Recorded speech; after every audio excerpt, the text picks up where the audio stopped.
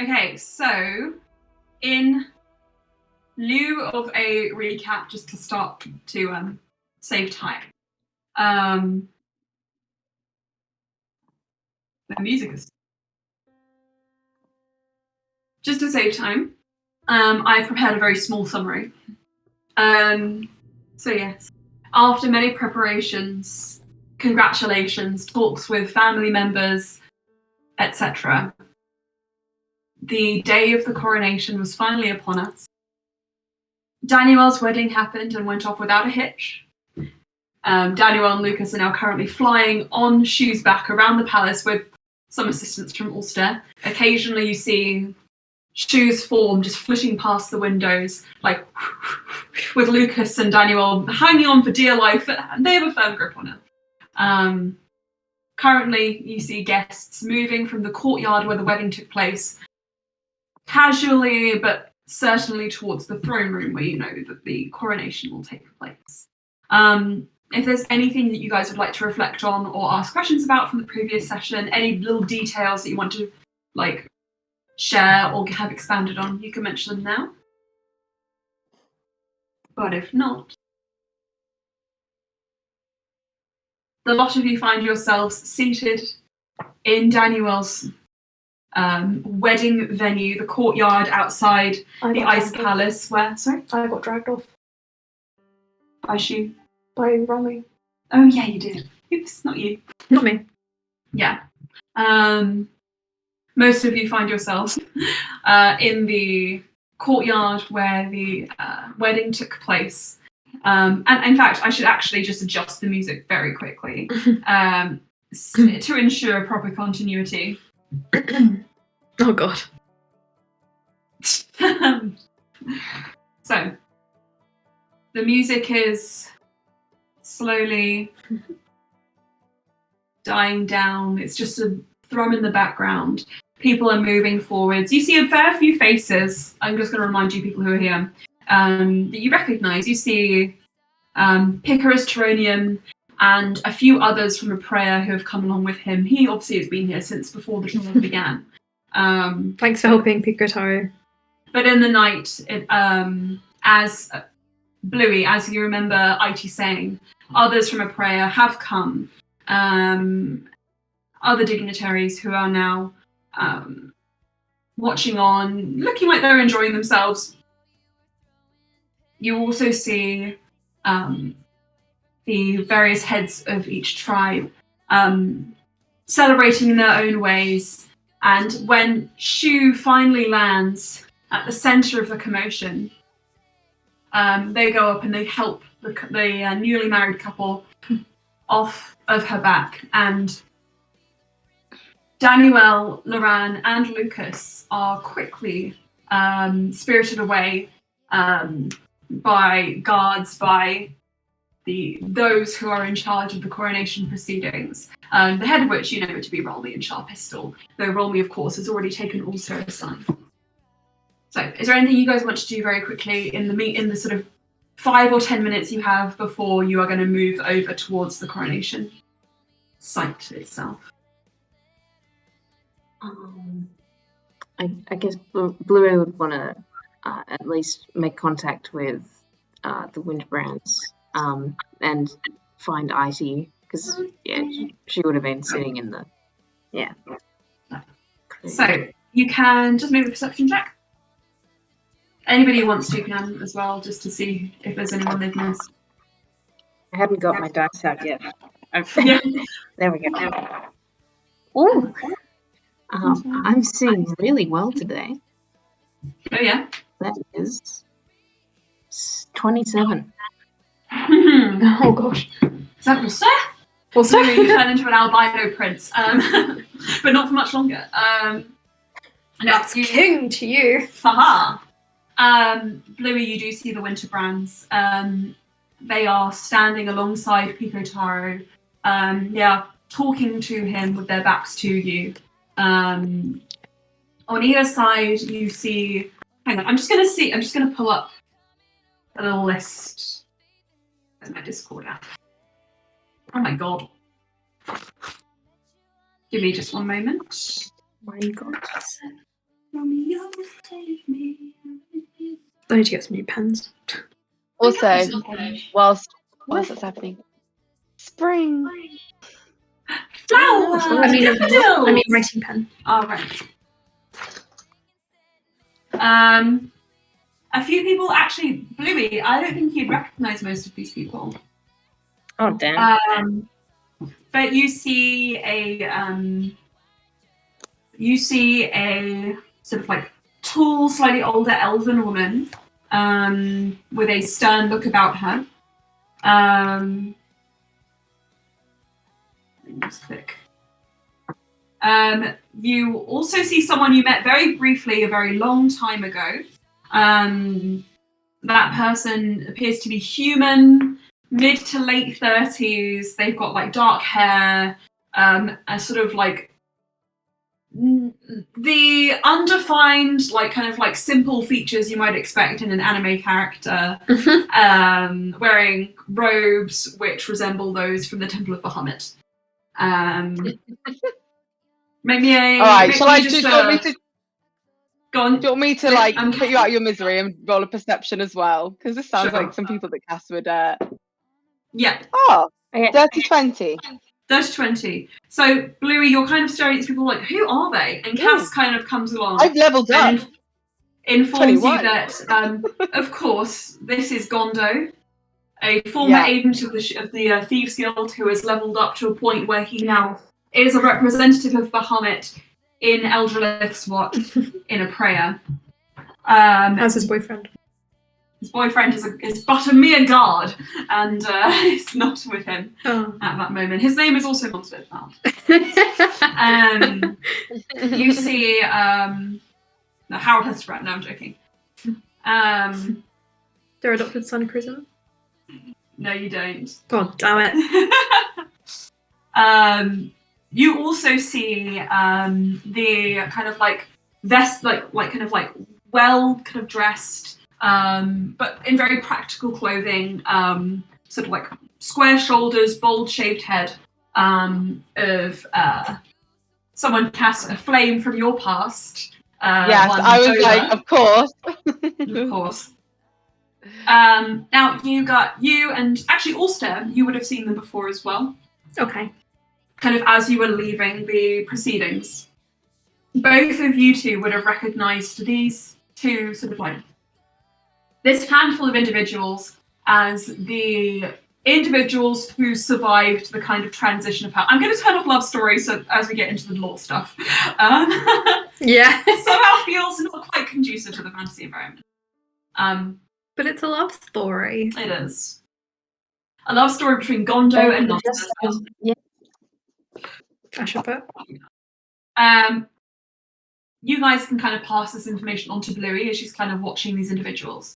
But apparently, along with the Winterbrands, this handful of people you know, along with some other lower nobles who obviously wouldn't be invited to an event or wouldn't have come along to accompany Pico Taro on an event of this magnitude, are those who survived the transition from his mother's rule under the influence of the white dragon who was possessing her, to now, where he is disassembling his monarchy and moving towards government by the populace. So Pico Taro is? Pico Taro is, yeah. Oh my god. Or at least that's what he did not know that. Yeah, he mentioned that. Probably mentioned that mostly to Alstaer. And also you would. This is an anti-monarchist message. Also, you are you recognise that. We called him All-Star. Oh, that's a throwback. Throwbacks. Alstaer, you would also be cognizant of this. But Bluey, you can approach and you can introduce yourself or reintroduce yourself with IT with Cass, if you like, to the group here. Also, Alstaer, if you want, you can also take a moment before your father would have taken you away to speak to them if you wanted to be. He would have let himself be dragged away by Romy. Sure. Be like, farewell. Farewell. It looks like maybe Pico Taro wanted to like hail you down and say, but then just lets you go. just for my benefit, the winter brands are Marlena, Yeah. Merlin, Yes. and who's the other one? Frederick, the dad. Frederick. Thank you. What's that? Sorry, Lily. Frederico. I should have made you roll for that. That would have been funny, but alas, I did not. Thank you. All right, just for my benefit, it's Bluey definitely knows these names. Oh yeah. Yes. Okay. Well, she'd love to try and approach them with some confidence, not as if trying to be like, overbearing or anything, but she's a bit nervous. She wants Roll to me hide a those nerves. charisma check just to see how your counter is. Roll me. Suddenly roll me. I can't. Straight charisma. Yes, please. What's the what?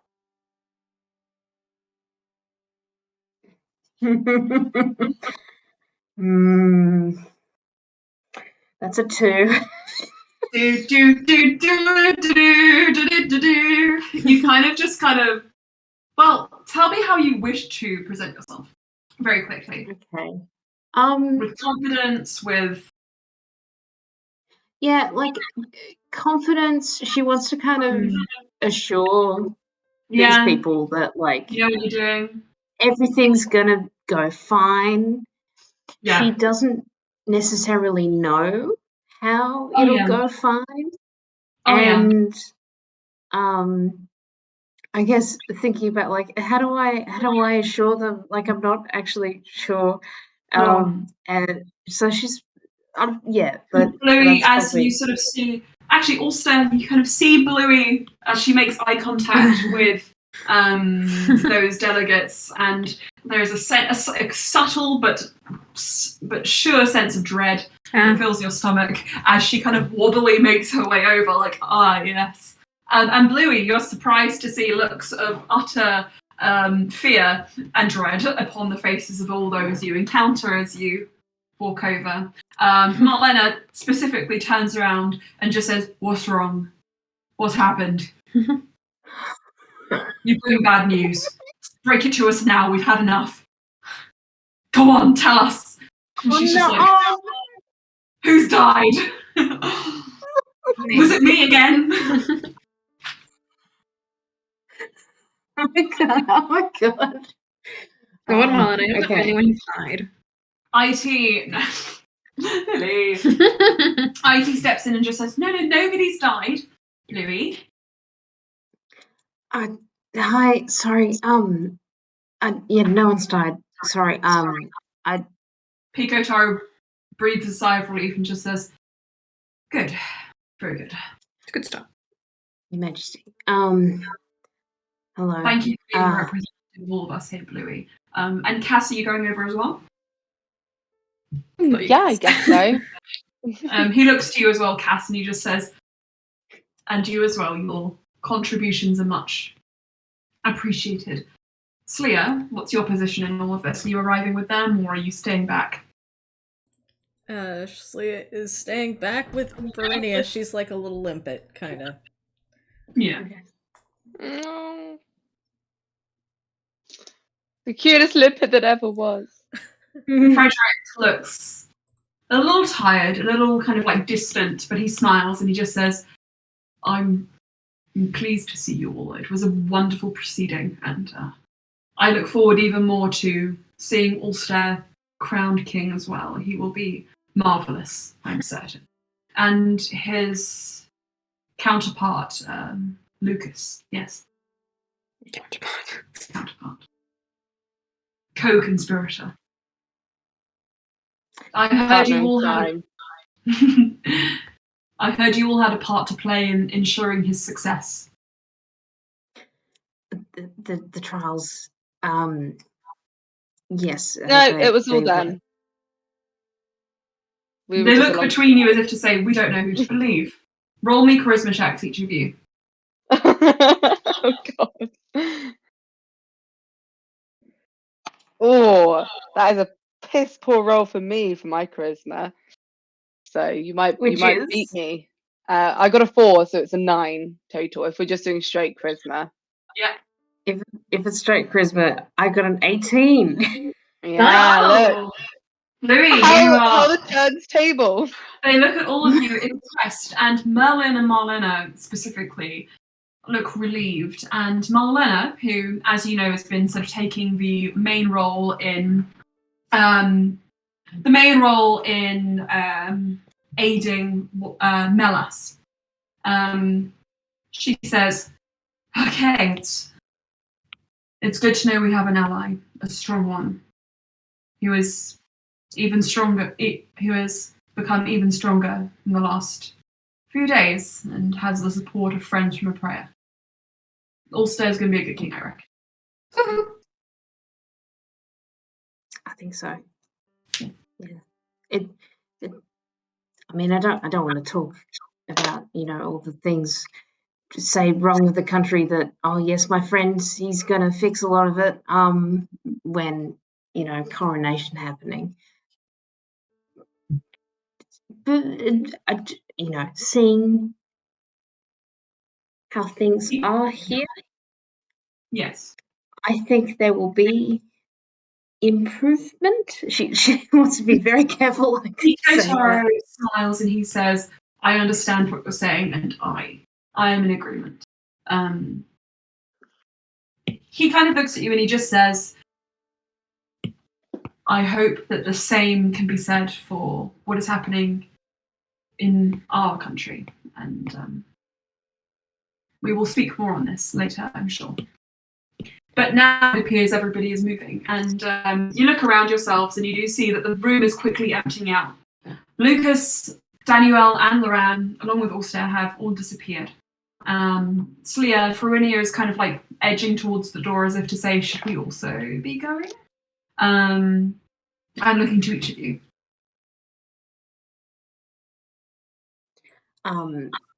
Wait, sorry, who was looking to us to? Farinia, just to say, like, Farinia. should we also be going? She's kind of looking between all of you. Yes, Leah gestures forward. I think Cass's like, yeah, let's go. The group of you become an unofficial prayer section seated amongst the crowd, and you take your you take yourselves over to the throne room where it is done immaculately. Everything is covered in frost and ice, which seems to have built up over years almost, but this has all appeared overnight. If it looked to be remade as a glacial cave before, even more so now. Magical lights have been placed all around the room to cast rainbow hues across the walls and through the sky, through the sort of air, like an aurora hanging above you all, and that alone is what is providing light to the room. The room is overflowing, but even so, people know to make space for your group specifically as you move forward and take your rightful place amongst the populace. The people around you are people of merit and of reputation, tribe leaders. Other candidates for the monarchy are seated closest to the front. Even though now it is a known secret, rather, it is open knowledge that most of them didn't actually want nor feel they deserved the monarchy and are happy to see the role go to someone as accomplished, two people as accomplished as Alstair and Lukas. Oui. There is hubbub and excitement, anticipation in the air, and for the first time in a long time, the one presiding over the ceremony, waiting at the top of the dais, atop the frozen stairs next to frozen thrones, is not a representative of the state, is not a religious figure, but is in fact the former monarch themselves. Unaided, standing at full health, with life ahead of them, waiting for the next monarch to succeed them. Alstair. Yes. Hello. Hello. Boo. Boo. Roll me pulls you from the room, and I have to get out of my dress, don't I? sorry, let me just change the music. If it will let me. Can you guys hear that okay? It's spooky. Yes. Not quite right. Hang on. Whilst you're, I just had a thought. I also would like to speak to probably Sharp Pistol or something, but I realised I should have done it before we all entered. It would have probably been like last night. It's basically about what Cass has made. Oh, So do not worry. Hang on. Let me just send you a quick message. okay. I realised I had an idea about that. I should have told you. spoken. Yeah, because I was just like, yes. You know.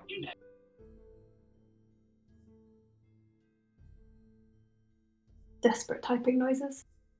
Did you get that? I'm happy for you to just do what Cass feels is right. Without regret. Amazing. Yeah, cool. I would just do want whatever to you check want. that was okay. Within the confines of that. That's that sentence. Yes, I understand. Nice. This is a bit Driveway. Yeah.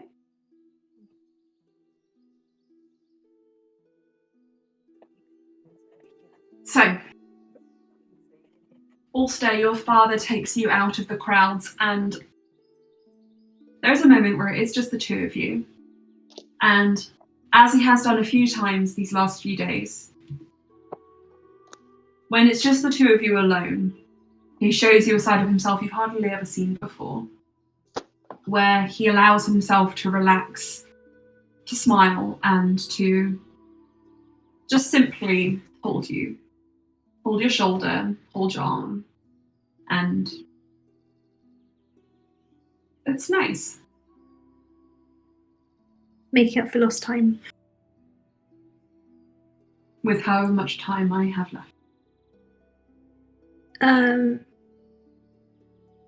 Maybe after the coronation, I wanted to actually speak to you about that. About lost time or what the future holds. I know humans don't live very long. I know that I'm the one responsible for that. And if it was within my power, would you take time from me? What do you mean? I didn't get resurrected. I still have the Lachey blood. And I don't really fancy being around for thousands of years. I know it's not guaranteed, but if there was a way I could give you a few of those years, would you take them?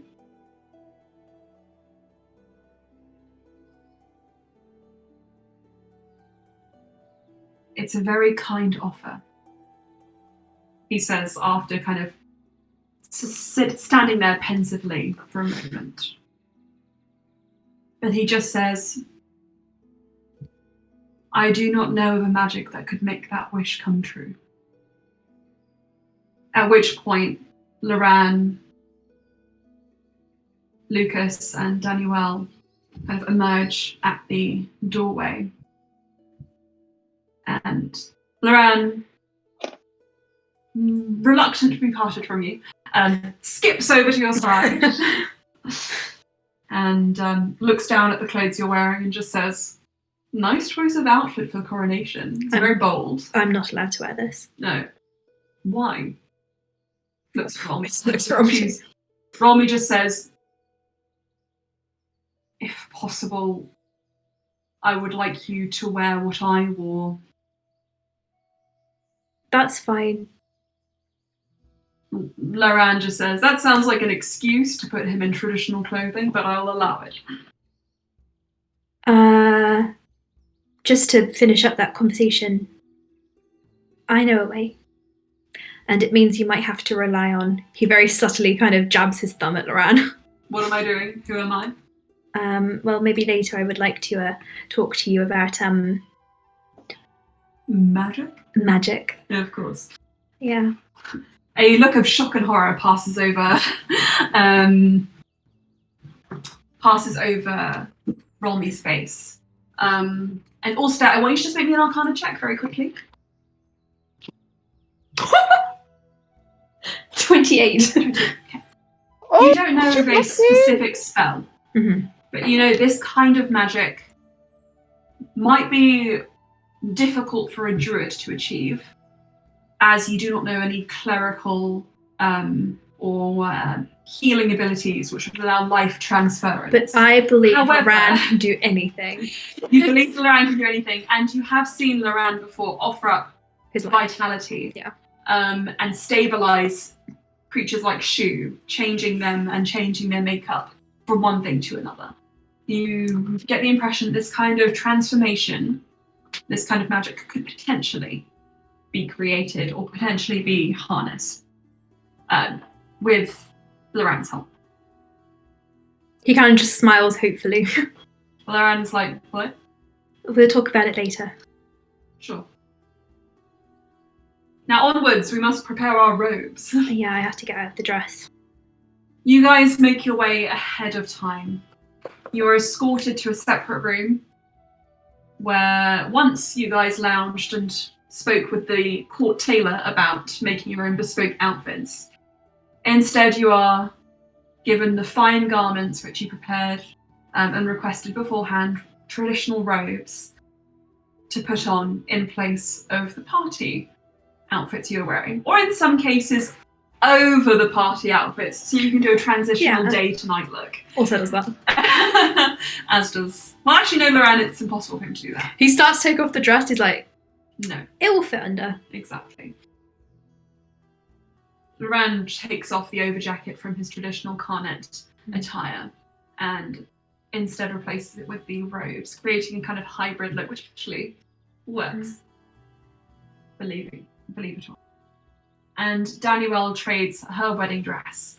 She comes back in almost like a kafta style of clothing with a fur lining around the neck. Still beautiful, but nothing that would upstage. Oh yeah. You and Lukas Alstaer. And she looks at you and she just says, just so you know, I'm putting my dress on after this, okay? This is just for you, because I love you.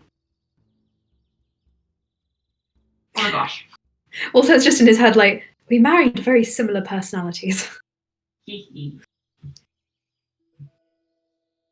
I love Danielle. Noah. She loves you and herself. Very similar. Indeed.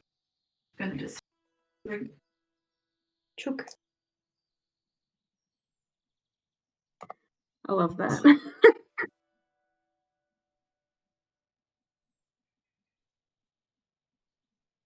everybody in the throne room. After a few moments, the lights dim slightly, and you are reminded of the light show that Sharpistol gave, the one which spoke of how the trials might go, the way the country was founded, and the traditions.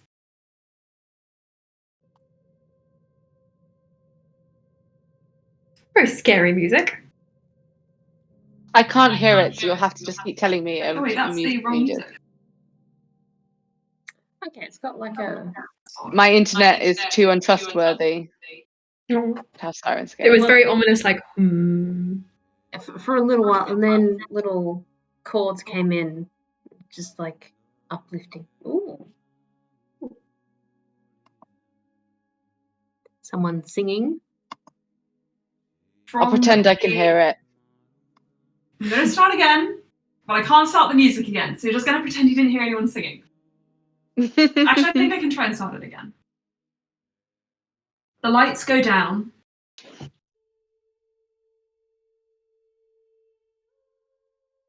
And now the music's broken. I can hear it.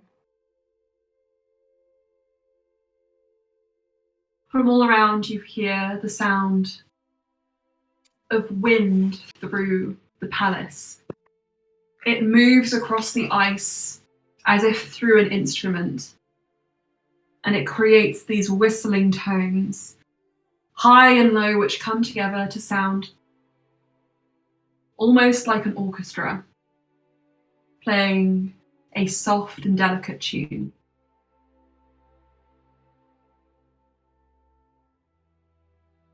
Turning it up slightly so you can hear. Thank you.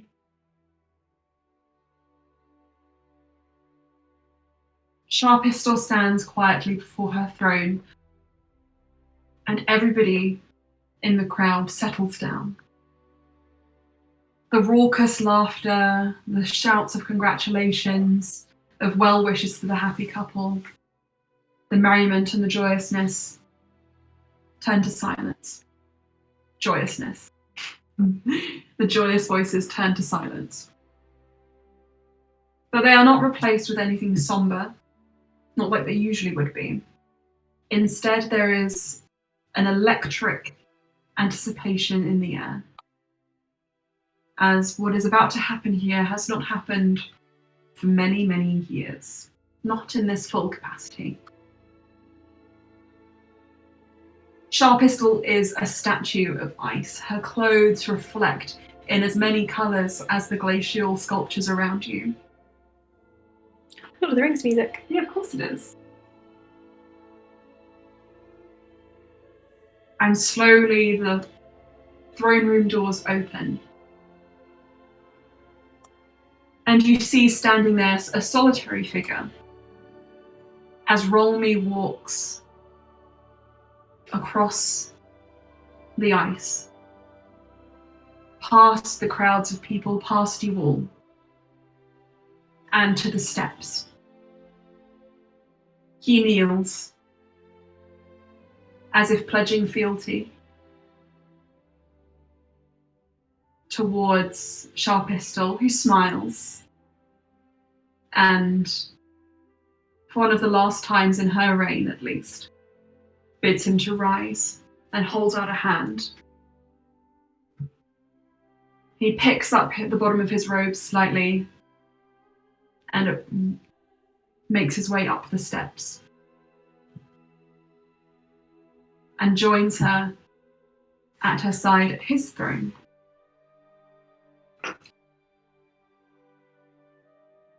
When you look next to the throne room doors again, you see 4 people standing there, looking as exquisite as ice sculptures, as the room itself, as all the lights in the sky.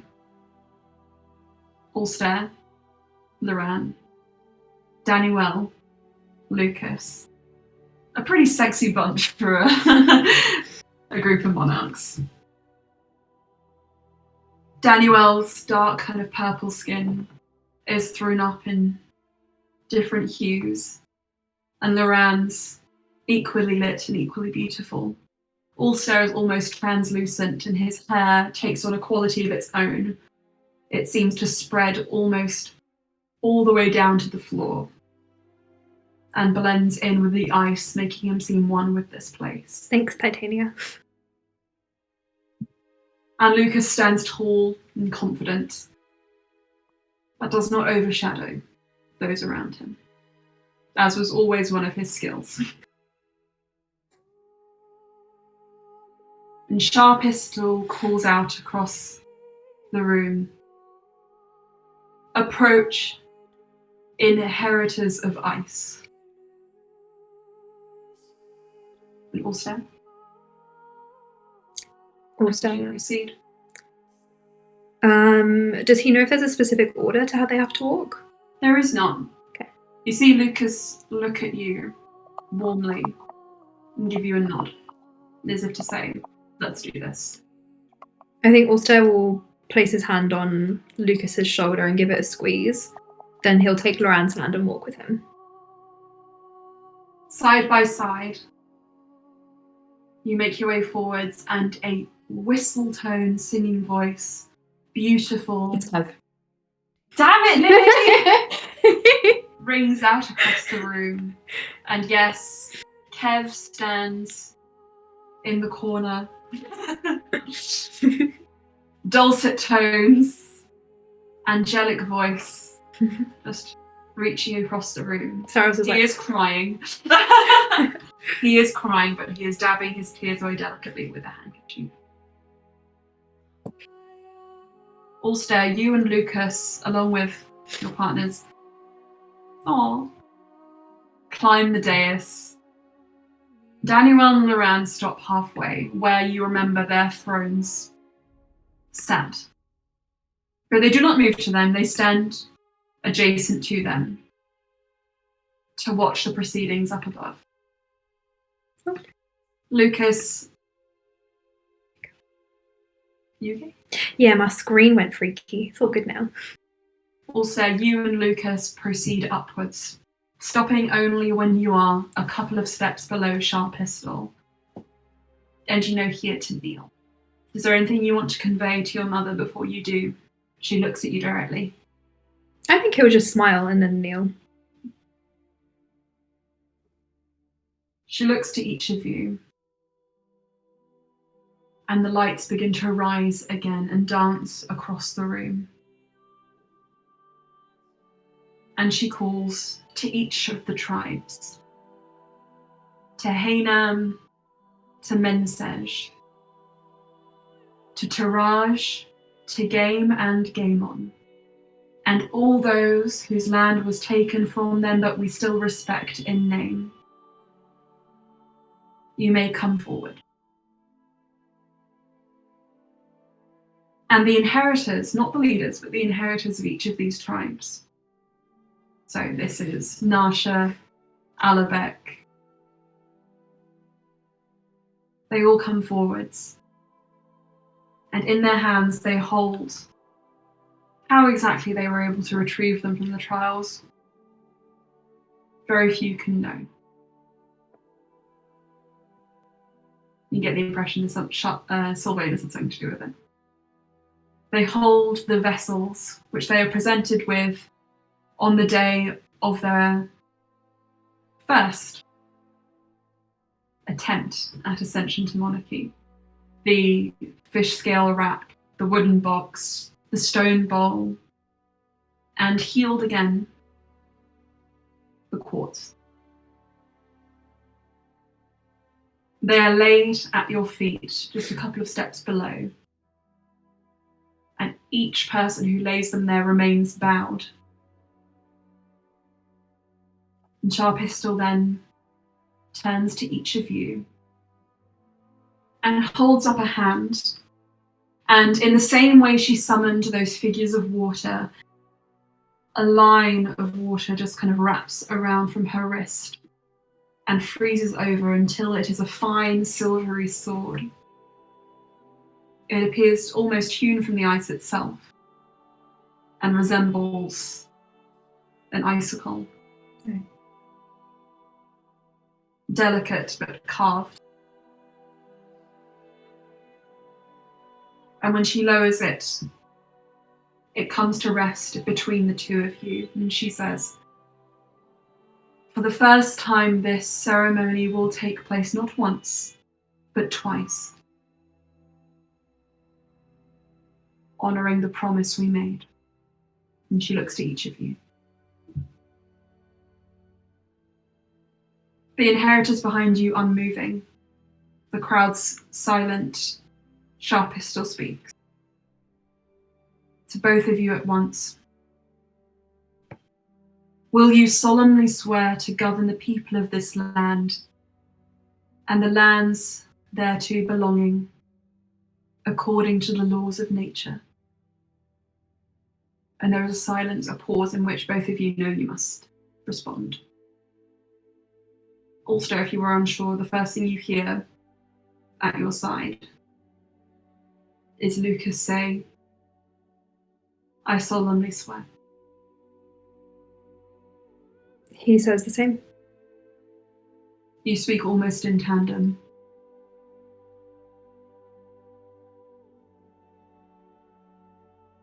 Will you, to your power, cause law and justice and mercy to be executed in all of your judgments? Is it the same thing? Yes, it is. I solemnly swear. Will you, to the utmost of your power, maintain the natural order, the true expression of nature, and protect its majesty from harm? I solemnly swear.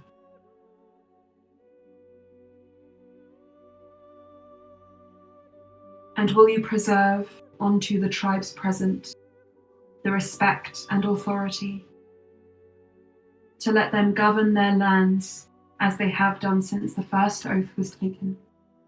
Well, no, I solemnly swear. No, tyranny. Music changes. It's too late for you guys. Brian the Beheader is here. No, as a crack of thunder blares and just like the whole room darkens. Who can challenge me? You say so, Millie? No, he says I solemnly swear.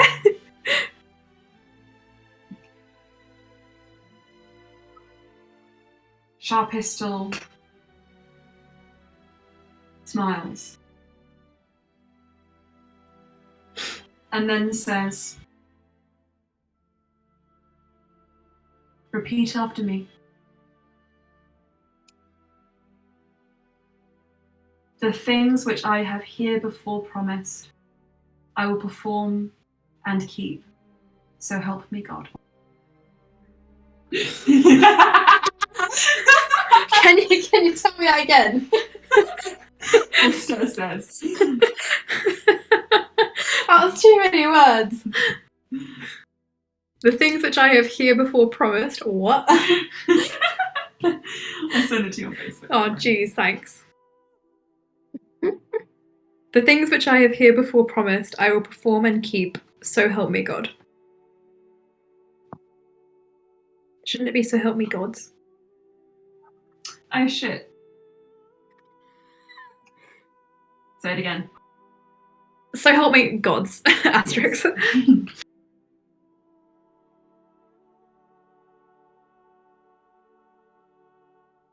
Sharpistol stands tall, at which point she raises the icicle, the sword, and she moves to the left first. Alstaer game on, and she rests the point on each of your shoulders. I hereby anoint thee, King Alstaer, of the Maasai Ice Desert.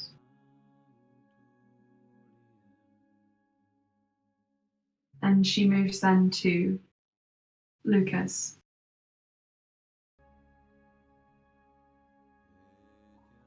And I anoint thee also, King Lukas, of those same lands and domains.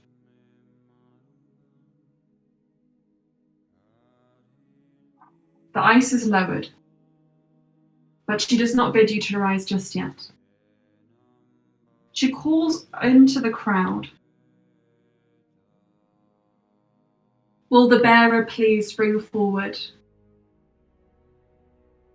the new crowns? Cass steps forward. Imagine, so you know how you have velvet cushions? Yeah. It's a cushion of moss, but it's like crystallized in ice. Oh. And you see her come up, and on it is a single crown. As she approaches. Side note: I'm sure she would have been told. Does she bow? Like, what's the etiquette? Bow. I'm assuming you can bow. climb. There is a path for you. Yeah, I think she'd bow to both Brian and Lucas, and then she would ascend. she would cast levitate on the cushion so that she's not doing awkward fumbling. And so on the cushion, it's imagine a single crown, and it's on the lower side, it's like a silver sort of mountainscape. And on the top, it's like white gold snow on top of the snow. And then there's the flower, which is the symbol of their rule, which kind of looks like a sun over both of the landscapes. And then she picks up one, which would be the snow first, and it separates. So the snow one is like angled down, and it has a part of the flower on it. And she places that onto Brian's head. And then she places the mountain scape, which is like jagged up, onto Lucas's head. I will send you a picture of the sort of what I was envisioning for it so that you guys can have an idea. But yes. Pretty. And as This is when as she starts falling in the corner and his voice finally cracks. I mean, you can see that Cass has been crying, but she's like, I got this. I think she's probably actually cast disguise self on herself, so she doesn't look like she's completely falling. And she'll whisper to Brian as she places it on his head, like, I'm so proud of you. When Cass, I think, places it on his head, I think these lines of frost will just come out and shoot through the crown to hold it in place. You took it before I was even able to say it. The frost that you drank, that used to be the everlast circlet, gathers on your breath, and as you breathe out, it takes on a life of its own in front of you and settles on the crown, adding a slight magic to its creation. Sweet. And Farinia helped. I don't say that at that time, but that is what Farinia and Cass were doing. Yeah. Wing. Also looks very touched. As you descend and you return to your friends, Cass, Sharp Pistol disappears the frost sword which she was holding and smiles.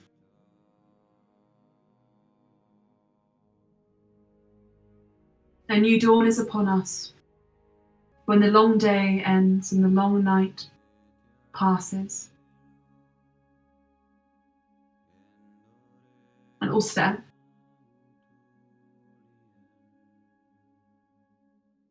she descends the staircase, walking between the two of you. And when she passes you, she holds out her hand and raises you both up till you stand. She holds you there as Rolmy moves down also to stand on her other side. So one of them is in the middle and one of them is at your side, Alstaer.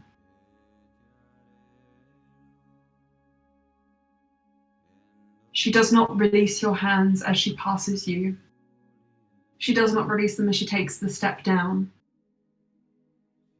And then the second step. At which point you know it is your turn to move upwards. He will ascend.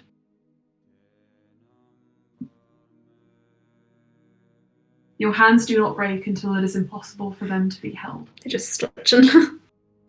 And she releases you. Your hand is not empty for long. As Lukas joins and squeezes it tightly. Alstaer nods at him. And he nods back. Alstaer, you know that this is the time when you bestow the title onto your partner. Onto Ran? Yes. As you were the first to be anointed king, Lukas is the first to give the title. Really quickly before we do this, do you mind if I go to the do? Because I've been looking for a good opportunity. Could have been probably before the ceremony started. I'm showing you. That's okay. I'll be quick. Sorry, guys. Minute. George, those crowns, Actually, no. I'll send you the reference pic. Very much. Obviously, the way it looks isn't exactly. I kind of imagine it inverted, and it's like the Maasai landscape, and then the snow on the top, and then the flower like a dawning sun. That is basically So cool. the vibe I went for. I'll send it to you now. Hang on. That's so fucking cool. I was like, there hasn't been a crown. We must make a crown. Hello. Oh my god, he's just a long body. What the fuck? Look at my little smush. What? Look at my moon baby. He's not happy. Lass. Why do your cats always look like they're wearing pantaloons? Like when you hold them like that? Oh, also, whilst we're not in deep chat, if I disappear suddenly, it's because I've been called for dinner. I'll eat it here, but it's also a burger, so it will definitely be off screen because it's going to be messy. I might also take this opportunity to leave. Oh wow. That's it when it's like as like one, and then it splits, and you can kind of see that in here.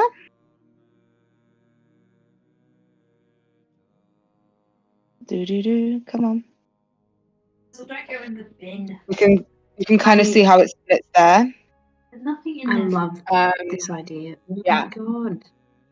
And the bottom silver because that was Lucas's clan's colour, and the top is white because that is Brian's clan colours. Does Brian have the bottom one though? No, Brian has the snow. No. The white gold snow.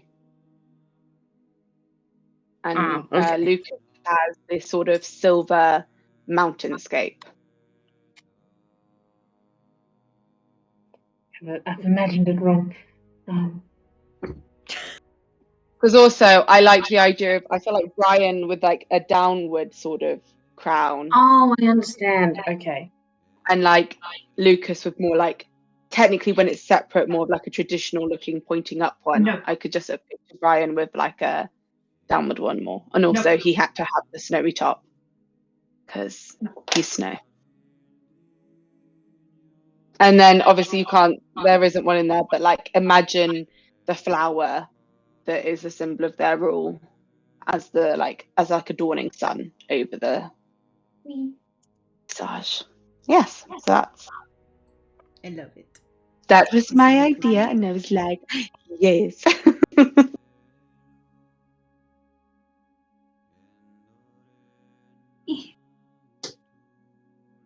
There you go. Who knew when Cass met Brian in that seedy ass bar? Well, not even that long ago, like a year and a half ago. It was like a year and a half ago. Yeah. Speaking of, who's excited to replay all of that? Slash play for the first time. I'm like, yeah, I was like, how are we going to do that? Because obviously we know a lot of the secrets. So I guess we'll have to be like, I don't know. What's happening here? I mean, it's also, we're rewinding on all of that character development. Yeah, I was saying that to him, I was like, I know. I was literally like, oh dear. Yeah. But we wouldn't have met each other. Wait, are we all going level 1 or? Yeah. So, and are you work? guys playing your characters? Are they playing as in like the old ones? I don't know. It's not going to be canon, but we're all going to. I think Emma and I were talking about it. It's going to be a level 1 playthrough of a vague shape of what season 1 was like. Obviously, Emma's going to adapt some stuff and chat to us about it. But yeah. Ooh. Wow. That's cool. No. Why do you like the bin so much, Razzleton? Because he's a bin chicken. Wait, pass me him. Bin chicken. I just realised what you were passing was a cat. Basil, are you excited? Your namesake is now a king. No! Why not? He will always be inferior to me. Why is that? For I am a god! I've got the other one. Yeah, that's all. La la. Oh, Are you happy for Alstair? Yes, I'm happy for everyone. yeah. Okay, goodbye. I think Blue would have like had a jaw dropped like silent crying moment just when like the wind comes in and makes the building kind of sound off. Like she's amazed by that. You should have fun. Slea's just been tearing up this whole time. Yeah, so's Cass. She's like a fucking mess. Jumping. Sorry, I become someone else when the cats are around. Are we still recording? Aola. Do not go in that bin. Since it was just a quick break, I just left it running. Thank you. So, to bring us back in, Alstair, when you turn to face the room as a king, you know it is time to that's not what's happening. It is time to title your partners. And Lukas steps forward first. And takes a deep breath, almost squints his eyes shut, and raises a hand up. And there's a moment, and nothing happens. And he's like, I knew I wasn't very good at magic. Come on, Lucas. And then, as if the castle itself, the palace itself, is accepting him, the walls begin to morph and change, and from them he draws some of that light. It morphs around his hand and shimmers on his fingers, and then suddenly crystallizes until it's almost as if the Aurora Borealis itself is contained within a very small but intricate circlet. And he takes a deep breath and is like, okay, sweet, all right. But it's only loud enough for you to hear, though for those who could read lips, potentially, in the crowds, you're able to understand. Also kind what of was said. ducks his head. He looks like he's strangling a laugh. Daniel comes forward and kneels before him, kind of laughing as if to say, this is funny. But she was a princess, and this is kind of where she was born to be. He places the circlet over her hair, and he just says, very simply, I crown thee Daniel Karadaman Yazar, Queen Consort. And she smiles and winks and says, I'll think about taking your name eventually.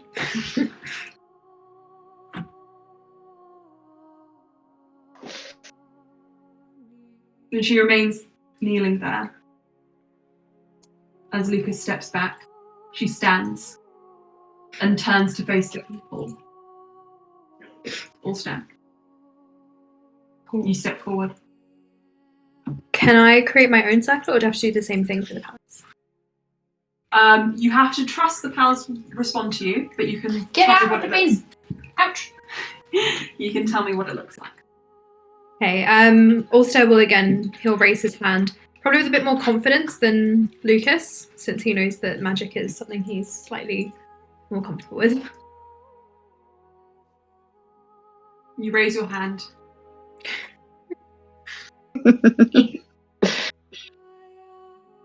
And sure enough, the light which seems to glimmer through the ice, a slightly different shade to Lucas's, but still just as vibrant and beautiful, pulls forth and lights up your fingers. And it's blinding for a moment, as is the strength of Alstair's magic. And then, what do we see? I didn't prepare for this, but it's I know, I Duran. wanted to catch you off guard. I think it will still be a circlet, but I think he will trace his finger around the top of it, and a tiny blue flame will make the ice drip down into kind of like strands coming off it, so that they'll dangle down Loran's temples and his forehead. And he'll put tiny little specks of colour in those, so that it's not just the colour of the ice, it's got little bits of Loran in it too. And he will walk down towards Loran, who I assume is kneeling. I don't know. Loran, you don't have to do that just yet, don't worry. Loran has walked up to you, taking the same step as Daniel as his resting place, and kneels. So just knows that Loran's going to enjoy this a bit too much. I crown thee, Loran Gaemon de Hain, king consort. And he'll put it in his head. And he'll whisper in Loran's ear, royal bed warmer, and straighten back up. And Loran stands to your side. In your mind, you just hear a message saying, now this truly is far too much power. He kind of just shakes his head, but he looks very happy. No action, nothing. Keeps trying.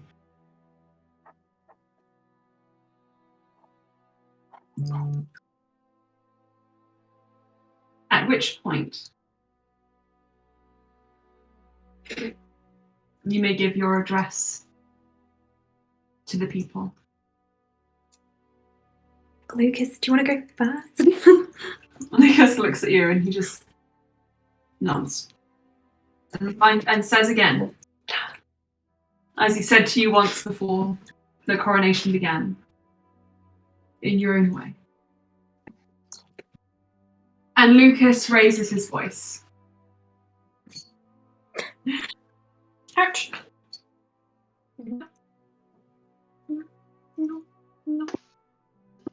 Lucas raises his voice.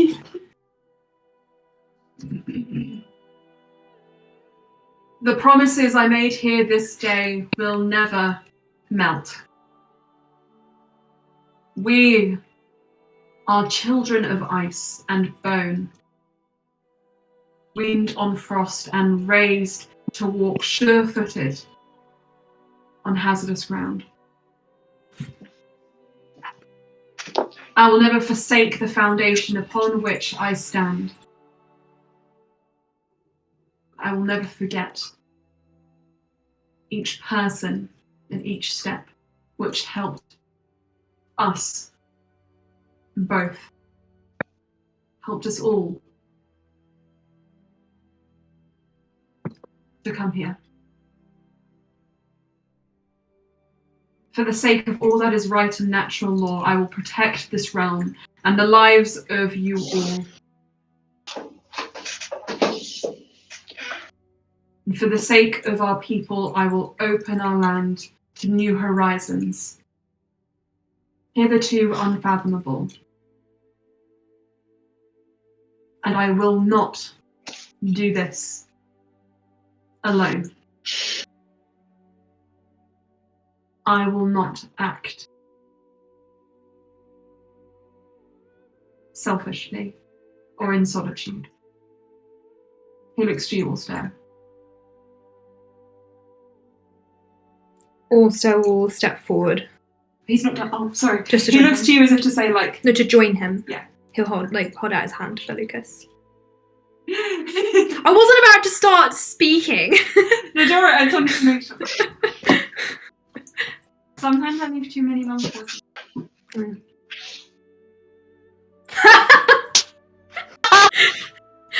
Never agree with Emma because this is what you get. Anyway, let's not ruin the moment. You're supposed to show. Don't do that. I love you.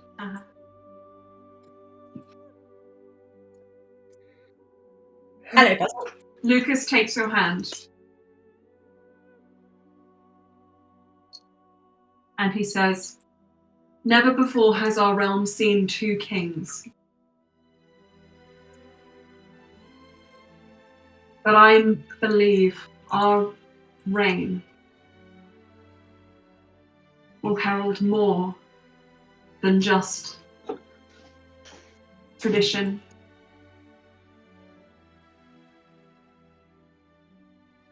We seek to go beyond, to see further than we have ever seen, and to not close our eyes to the past.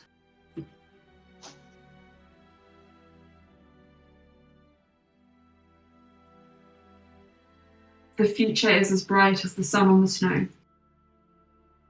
And I see that light only when I stand with these three at my side,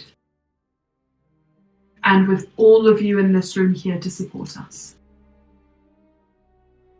The promises I make from here forth too shall never melt. And he looks to you, Alstaer, and he just says, long may you reign. And bow. I have a quick question that I'm going to ask on mute.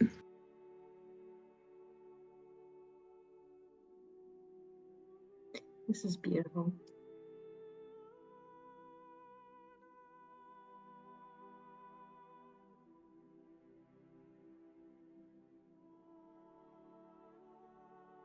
That's cool. Right. So just to check this isn't an extremely long pause, is this time for Alstaer to speak? And that's how the campaign ended. Bye, everyone. I've got to stay. I've got to stay so everybody can die. Joking. You can blame me. Baz looks funny. Baz is just staring at Emma. Hello. Hi. He's like,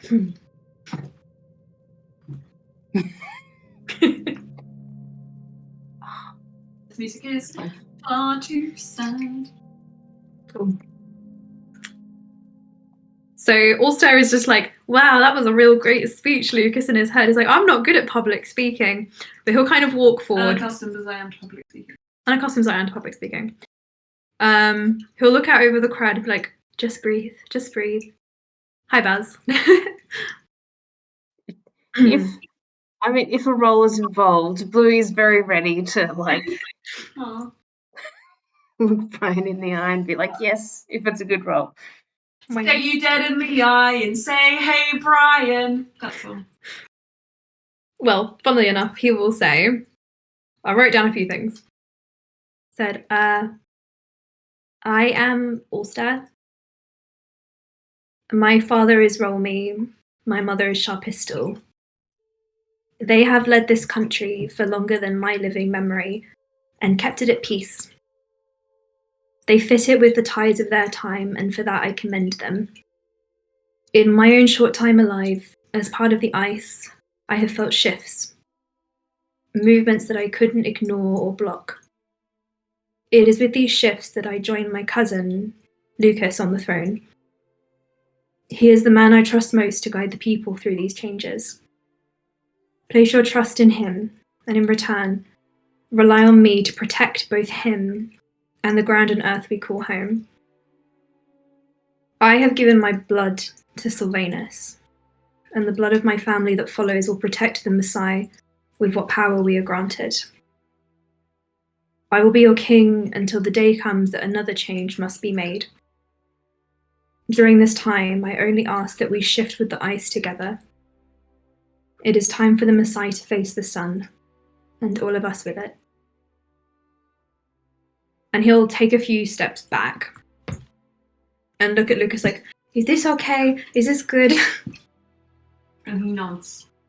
Okay. Also will crouch and then launch himself into the air and start to transform above the crowd, trusting that the palace will shape around him. If you'll allow it, in the moments before you take off, Lucas, like he did before Sylvanus, reaches up and swings himself onto your back. He's just fine. For a second, he's like, ugh! And then he starts to transform. I mean as when you're in your dragon form. Yeah. He just like piggybacks Alstaer in the middle of the coronation. That's such a good image. There is a split second whilst he's transforming that he's still quite human. Mhm. Humanoid. But yeah, Alstaer As the will transform. transformation takes over him, Alstair, you climb higher and higher, closer to the ceiling, and then at the moment at which you would collide, it shatters into beams of sunlight, which morph and change into golden flurries of snow, which scatter gently to the ground. And light begins to fill the room, as very gently the clouds above, which protect you from the pain and the destruction of the long day on the Messiah, allow in just enough light through even those golden and green leaves that now intertwine around the palace and create sunspots on the floor, falling at the feet of everyone.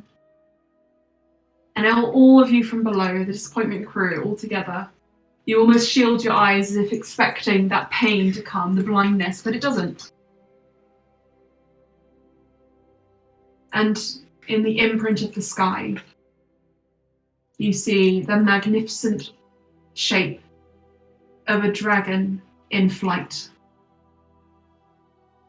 And there is a moment where he is crisscrossed and joined by another creature with feathered wings and talons and claws. But those talons and claws are not used in pain or in hatred, but in joy as they circle around and knock up against Alstair. And from the ground, where he stands, Loran grins and turns to the crowds, and he just shouts in a resonating voice, "Long may they reign." Do you all say it back? Yeah, Yeah. long may they reign. Long may they reign! Cass is the first, perhaps. Almost too ready for that. She's definitely the loudest. Hell yeah. Sarasa joins in. Long may they reign. Lorella, Zarina, Picotaro. You even hear a "Long may they reign" from Sorella in the corner. All the voices begin to merge and morph into one as that singing picks up again. Perfect timing. Thanks for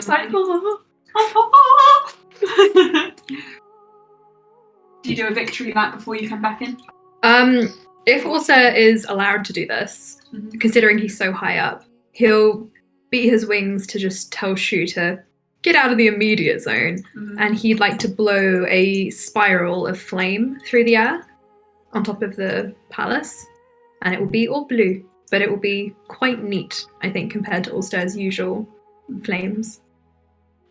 It almost looks like ice, considering he's a white dragon, but you can tell that there is a hot component to this.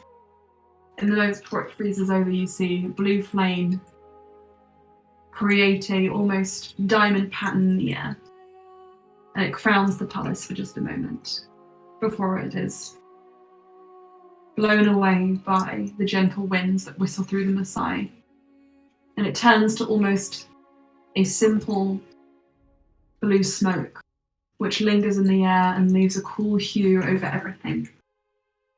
And it is beautiful. Not destructive, not anymore. Not right now. Not right now. But kind.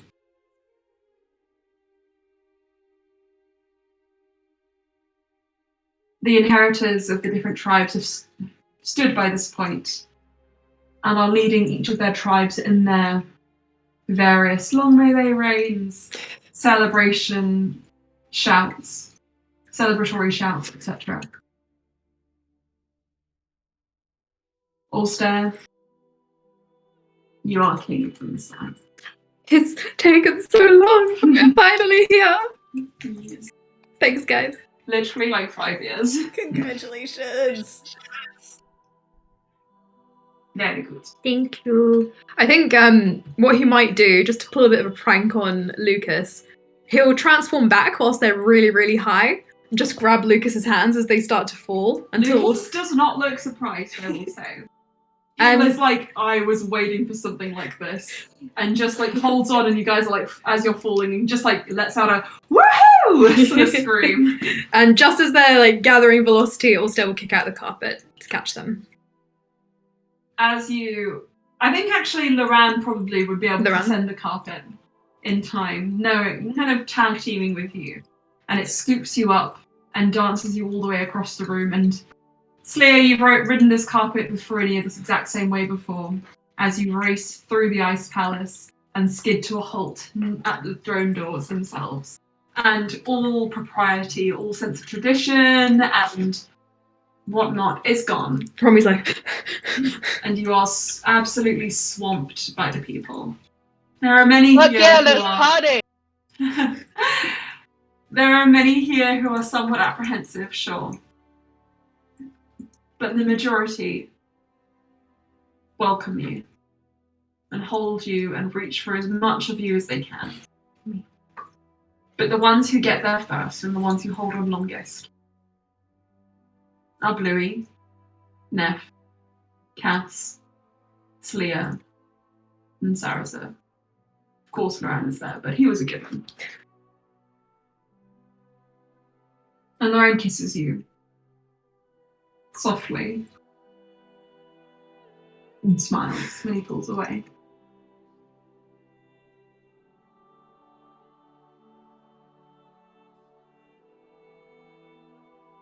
That's it. That's all. Do you guys have anything to say? Do you have anything you want to do? I think Cass is just like holding on to Brian and just is like, ah! I don't think she has words. I think for once she has no words, and is just so unbelievably happy for her bestie. also, we're giving every single one of the DC big hugs. And he looks like he's a bit lost for words, but he keeps like poking the crown. He's like, oh, this is interesting. Mm-hmm. Sleia can like barely stop crying, but she just looks so happy, and she like whispers, I'm so proud of you. Well, honestly, I wouldn't be here without anyone of the DC, so... We probably wouldn't even be together without a little bit of pushing from a few of them. No, I do remember very distinctly getting elbowed in the ribs multiple times by someone. Yes. This And I remember being Cass smacked takes on the both of arse by a you. magical is hand, me. which I believe was conjured by someone. Yeah. Basically, everything that's happening right here, right now, is thanks to me. So you're welcome. Don't tell my father the last story. What? Romy says. Hey, roll me. He has a panic attack. He can now be just titled as this now. What did you say? Oh, yes. Yes. Oh wait, hang on, I've got it. Sleia I'm waiting turns for at that point. I think she said, "Hey, roll me." Hello. He just says hello quietly. Cass looks Through panic. so pleased with herself. You don't even know. The Sharpistol puts her hands on his shoulders to sort of stop the dramatic movement and just says, give him time to become accustomed to this. I think it would be good for him. I really do. And she pulls you into a hug, Alstair, and kisses you on the forehead. And just says, my king. That might take some getting used to for you as well. If you think you can order me around, you have another thing coming. I think legally I can.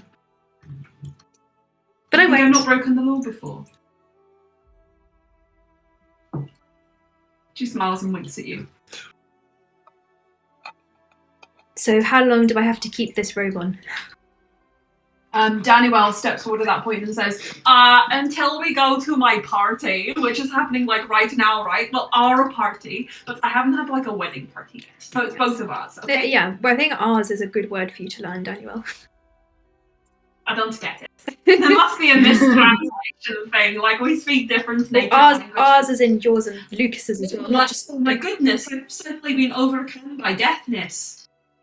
Goodbye, There must then. be an antagonist in the area, and she runs around. Does this mean we all have to like immediately change into the outfits that we've always wanted the option? You guys can take your time going to the party. Remember, fashionably late is still a term that exists in this world. If you want to take your time going over, you don't have to join right away. If you prefer to take a break, speak to your friends or have some quiet time all together before you head over, that is fine. Alstair's looking for Dural a little bit. He's like, where'd he go? Selena, you put your hand up. Just real quick, could she give the little lace knit crowns to Alstair and Lucas before, like, while we're all like in hugging and stuff? Sure you can. Would you want to describe what they see? Essentially, they look like very delicate little like snowflakes with little appliques of the not the right word, but English is hard. The little, like, essentially like lace versions of the little red flowers on like across it as well. Alstair looks... That's the point when Alstair looks the most overcome, I think. It's the crown and the lace. He's just a bit overwhelmed. He's like, yeah, this is really nice. Thank you, Sleia. He puts it on his chest. You see Alstair having received handmade crowns from more than one member of the party. This final gift from Sleia here. That is the straw which breaks the camel's back. He's like, do you let it tear loose? His eyes are very watery. Like the red is like swimming around. His eyes look almost pink.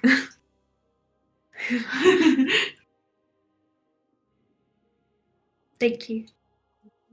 You're welcome. This is a really nice day. Saraza steps forward and just says, How about we all have a drink together before we head to the party? Saraza suggesting we drink. I have a feeling from this point onwards we're going to be around a lot of people for a long time. It might be nice to just be us for a moment again. Yes. Has anyone seen Jerome and Valis? Make a perception check. All of us? 28. 28. Again. Mm-hmm. You almost didn't recognize them, considering the attire that they are wearing. But through the crowds, standing at the back, not making a scene of themselves, or much fanfare at all, you see Dural and Valis, who... Oh, Bluey, did you roll a perception check as well? Yeah. You see this, yeah. Actually, you see probably just Jerome. You probably can't catch Valis at this point. Okay. He's small. Too small. Someone, you can't imagine who, has managed to subdue... Aelin, you see this too. Valis and Jerome's hair into very simple braids around the crowns of their head, which are quite transformative almost in the way that they look. They wear similar but very much downplayed versions of the style of dress that Daniel is wearing, which seems to marry a practical style with tradition. Trousers with long jackets over top, belted at the waist, with slight furs. Dural holds Valis's hand, and when he catches your eye, Alstair, He waves enthusiastically. Dural smiles. Gestures for him to come over. Please. Make an insight check, anyone who's looking. All of you guys have been able to notice. 28 again. Nice. From an 18, an 18, and a 19. Let's do this. That's pretty good. 6. Oh, sick. 19 plus 11. I don't know how to do 30. that. 31. Oh, it's insight plus 11. Oh, Oh, hang on, yeah. 30. 30. Yeah. 30, sorry. Never mind, it'd be 29. 12. 12. So, Bluey, he can't really read what he wants to do. It's a bit difficult to say. Cass, he looks a little hesitant to come over. So Sleer and Alstaer, you get the impression that the last thing Gerald wants to do is wade through this crowd of people who are all trying to get to you to congratulate you. And instead, he moves away from you. And Cass, you're like, he's just leaving. Okay, then, whatever. But Alstair and Sleer, you recognise this to be, I'm just going to wait and meet you out here. Understood. And he sort of steps out of the throne room, pulling Valis along. Valis, however, is like climbing up his back and just like kind of just like almost sitting on his shoulders, at which point, Bluey, you see him. And he waves.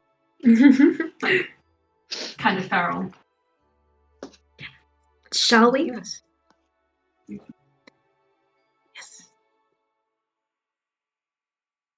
Daniel just says, I think Lucas and I are going to go and say hello to all of his like clan and stuff and his friends. But we'll join you at the party. I will say hello to people after I have changed because giving that speech sucked all of my will to socialise and I need to recharge it. Okay, bye! And she hugs you and then follows Lucas, and Lucas just smiles at him. See you later, King. Aha! Let's figure out a way to address each other. I think our names are fine. Goodbye, Lucas. Goodbye, Alstair. You part ways. Cass, Bluey, Alstair, Sleer, Neff, along with Saraza, Loran, Gerald, and Valis. You are outside Sleer. Oh, and Frenia, of course. Okay, Slea's dragging Farina along. There's And Freya. yeah. I guess IT. Hello, IT. Yeah. And IT, okay, with all of the partners, you all get a +1. Well, we can go to my room. I have some leaven up there. Don't tell my father. Loran smiles, that sounds great. And Gerald's like, I will try this. Yes, you should. Okay. Don't let Valis have It's any. That's very strong. Valis is like, I want some. No, Why? because it will make you sleep, and you don't want to sleep, Valis, because you can't steal anything when you're asleep. Make a persuasion check. Okay, well, I have a How good old plus. is So. Alice now? Like 10. No, definitely too young. I have really good Has to be persuasion, that so it's bad of 11. influence. 11. Valis leans forward and scrutinizes you. Would Bluey like nodding vigorously? Could that grant advantage or something? Advantage if everyone's I nodding feel like vigorously.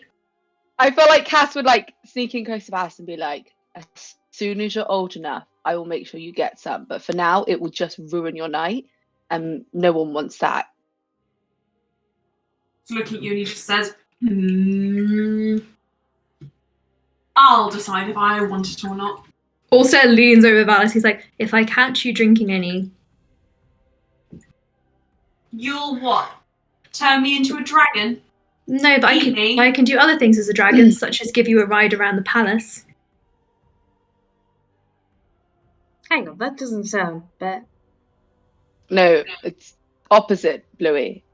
This is the reward if he doesn't. This is the reward. If I don't Oh, catch you, right, sorry. Okay.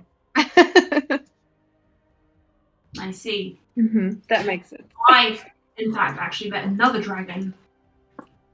I could potentially get a palace ride from anywhere. Oh, really? Well, how many people has Sorella eaten? He didn't say, but they put it in the hundreds. Well, I think I matched that actually, Oh, and really? more recently as well. So I am. Loran looks at you like, yeah. I think I'm scarier. So who thinks I'm scarier than Sorello-Ass? Loran puts his hand up. Exactly. Valis prances away. We'll see. I value your opinion, Blue. I could just order him to, and Alstair walks out of the room after that. Cass in her head's like, you've gone about this all the wrong way. We've now said he can't do it, and now that's all he's wanting to do. He wants to just more. like, it's really boring. Have some if you want, but it tastes pretty shit. So that's the way we could have done it. Cass is like thinking this as she walks past, like, I reckon when he's 15, I can give it to him. That'll be fine. 15's old enough. Alstair's going to pick up Valis and carry him up to his room just to make sure he doesn't wander away to the kitchens. Make a strength check. Okay. It's not that bad. It's a straight 16. 16. You can just about subdue his wriggling. Just. So, Like a strange cat. strange. He's a strange cat. It's a mini Karul cat, and also just like, You carry him upstairs. Yes. Now, you guys make your way into Alstair's room. You break out the Nevin. You'll take a sip. Yeah. How much? A solid A lot. thimble. A solid thimble. Anyone taking a shot? Oh my god. Jesus Christ. It's Jason It's Bourne. Jason Bourne. I think because Bluey can generally handle it, take a shot, but like she'll advise IT and be like, all right, and look, I mean, as you can see, our mass is I would suggest Very different. Size difference. Sorry, who said that? We are different in size. a different I size. feel like Cass would have like looked at Freya and like handed her a shot as well. But like it's strong, but I feel like Anyone who has passed out is officially uninvited to the after party. Freya says, I see that as a challenge. And Loran says, one I'm willing to accept.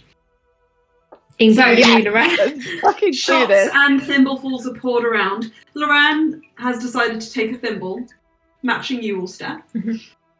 Slia, Farinio is like, juice. And No, Farinia, no. take some juice. Of course, not drinking alcohol. Because she's not ridiculously silly. Yeah. Slia, do you have any? Okay. Everybody a thimbleful except for Cass and Freya. Even Saraza is like, alright, I'm gonna do this. I'm impressed. Giral pours one for himself. And then very quickly pours one for Valis and passes it to him. Everybody make an insight check. Or a perception check, whichever you prefer. Natural 1. I feel like Come on. Cass is super supportive of this move, so she's like, yeah. 16. 19. 19. I'm gonna say perception 12 instead of insight 6. Giral! 12. For those of you who got like around 12 to 16, so Bluey and Cass, Giral didn't seem to be very vocal in denying Valis alcoholic beverages.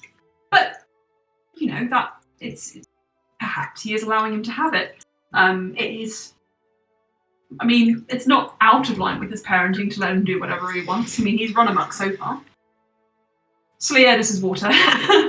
He is very quickly used his finger-smithing skills to trade the Nevin for a thimbleful of water. And he turns to Valis and looks him dead in the eye, unblinking, and just says, "This could kill you. Drink it carefully." Alstair's like, what? Ding. And Valis is like,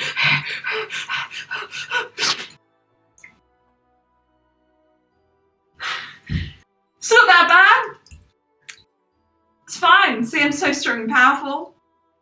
Alstair's going to lean over to Lorraine and be like, can you make him regret doing that? I can, yeah.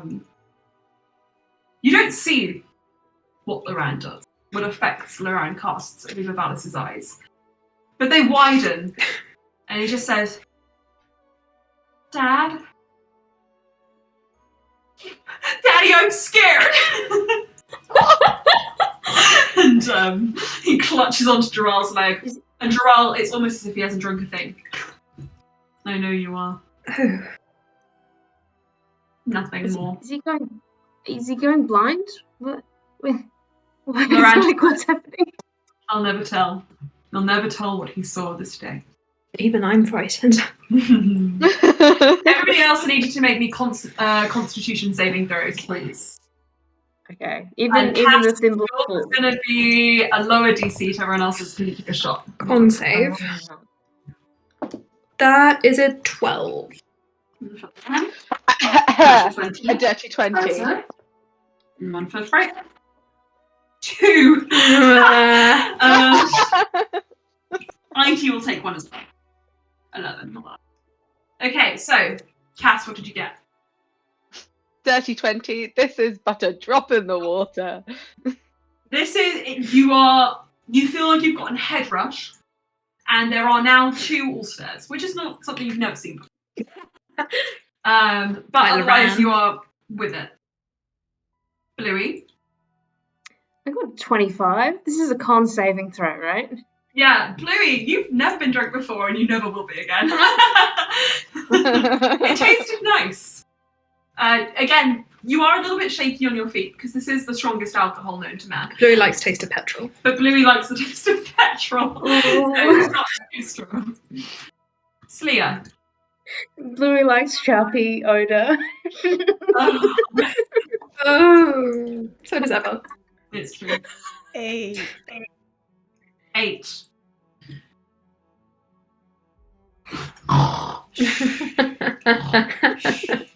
You fall back and you are just like knocked out almost immediately. Brynja just sighs and says, I knew this was going to happen. I saw it in a fortune-told dream. Also, what did you get? 12. 12.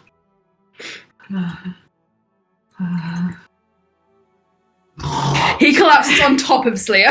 On top of Sleia, just 2. What I like is the image of then Cass immediately going up to one of the Bryans and being like, wake up! It's your coronation! But it's the wrong one. Brian, and she's just like hitting the like bed, like. You just hear Freya say, Cass, why are you punching the ceiling? And she like turns her head to try and get the right perspective, and she just keeps going. She's like, whoop. Shh. Shh. She collapses as well. Who else joins us? Neff. 100%. Neff. Neff is just on the floor. IT.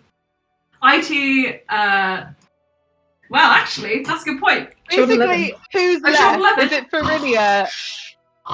Is it Farinia, Bluey, and Loran? Are they the only 3 that stayed? What about Saraza? How did he do? Saraza looks so unsteady he can barely stand, but he's not dead. He's like...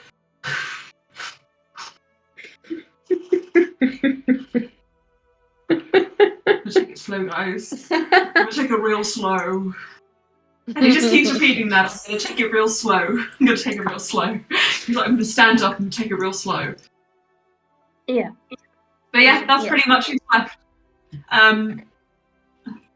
Loran just says, I have enough mental stability to bring back like 2 or 3 of these people, not all of them, to full health. I choose Alstaer because he deserves a day off. And he pats you on the forehead and you just have a feeling of revitalization. And you That's are great. not completely with it, but you're not unconscious at the very least. He immediately slumps onto Loran. You see, you see Cass next to you, like patting like a bit of a duvet, and you're just like, what is she doing? But in her head, she's patting your face, and she's like, "Oh, you're awake." Oh, this is amazing. Cass, you're so strange. That's not a person. Cass like looks to you and is like, "Wait, who is this? Imposter!" Imposter. Start stabbing the duvet. You start Dagger out, like die. Yeah. Goose down feathers like fly across the room. From your drunken perspective, the room is now full of ducks. Oh. So many ducks here. Now, before this gets any more out of hand, I'm going to put a pin in it and we're going to have a 5-minute break, 10-minute break-ish, 5-10 minutes. Just gather yourselves, get some tea, get a snack, whatever you want to do, and we'll get back here at around 20 past. Okay. Okay. All right. See you in a bit.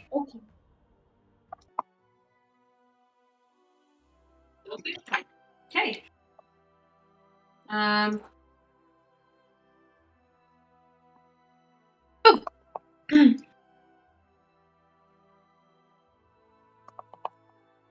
Oh, that's expired. Okay. So, all of you in Alstair's room begin to suffer the various effects of Nevin. Alstair forces Saraza to sit down before he breaks something. So I'm taking it real slow, and he stands up and immediately just like topples over and into one of the dressers. No, Alstair grabs him and sits him down. Stay. Ah, Sit.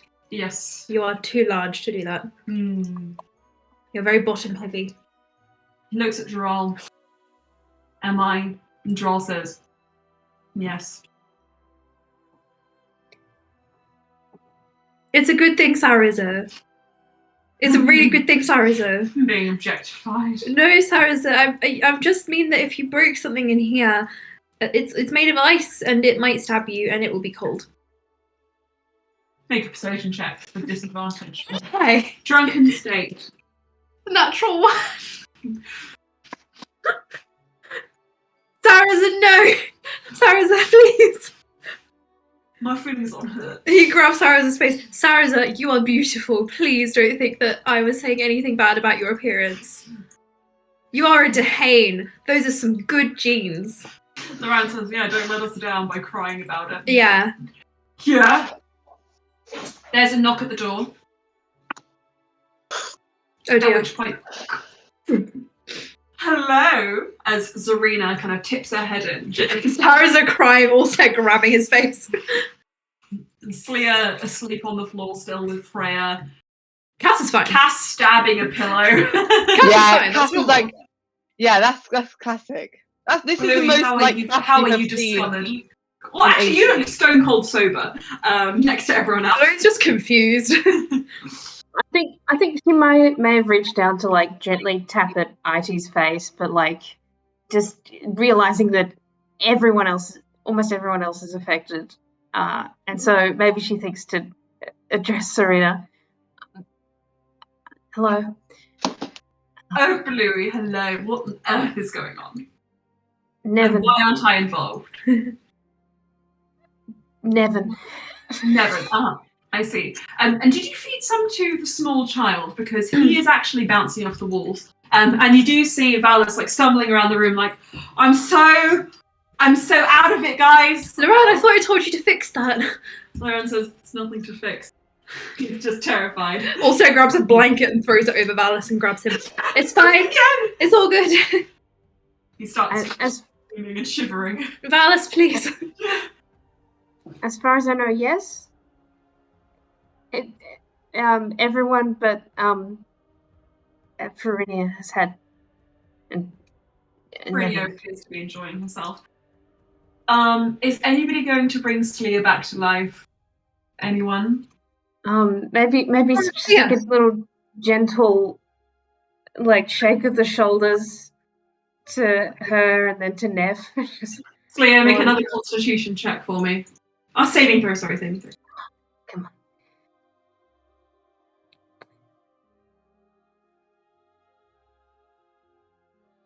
No? How is it worse? It's worse! It's a 4.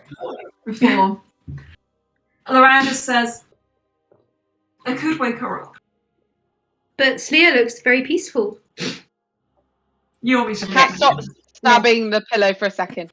Goes, if Sleer wakes up, she could wake up other people. That's a great point. Bluey's also gonna go to Nev. She's like, hi. I'll roll one for Neff. Neff punches you. Or Neff is just like, ah! I'm going to give Valis to Saraza. You are good with children. And I'm going to go over to Sleer. Stop poking. Okay. So I'm going to say with some consistent prodding, Sleer, you don't feel very good. But you are brought about eventually. Sleer.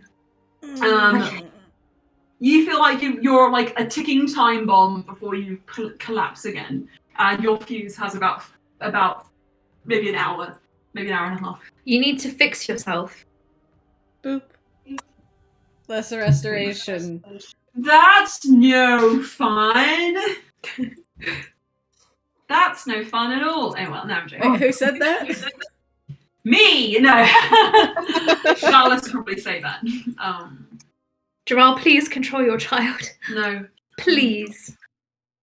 Okay. Valis, stop. You did it.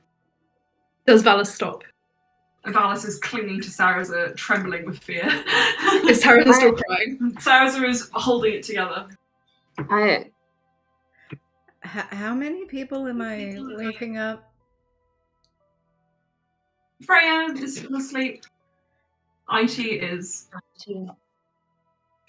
Yeah. Do Nev, you have enough spells for this? This is, I suppose. That's all I Wait. have. I suppose Cass. I should ask this. Well, Neff, we could just leave Cass goes asleep. up to Flea and like holds her face and is like, "Do you have enough spells for this, or should I get some ice water?" Loran Ice says, water. "Listen to Brian. He speaks sense." What did I say? Said Ned, we could leave. Oh, we could just leave Neff asleep. Sleia literally goes around and essentially duck gooses everybody. So you're just gonna wipe the drunkenness away from everyone. Leave just the fun part. does Sleia deliberately not go to Valis? Because Yes, they know. she deliberately doesn't go to Valis, and since Bluey seems sober, they will probably not. Also, if you try and do it to Cass, she will be like, Yeah, Slea's gonna get you, Cass. Okay, make we're a gonna have dexterity to saving do throw like cast to avoid this. It depends Because how many Cass is spell slots drunk. are you going to burn to get through this, Slayer. because Cass is drunk, but she's actually okay. But I will do it. Or I might not win this. What am I rolling to contest this? A dexterity check. You can do acrobatics if you like. Okay. I'm sorry, Cass. But What'd you get?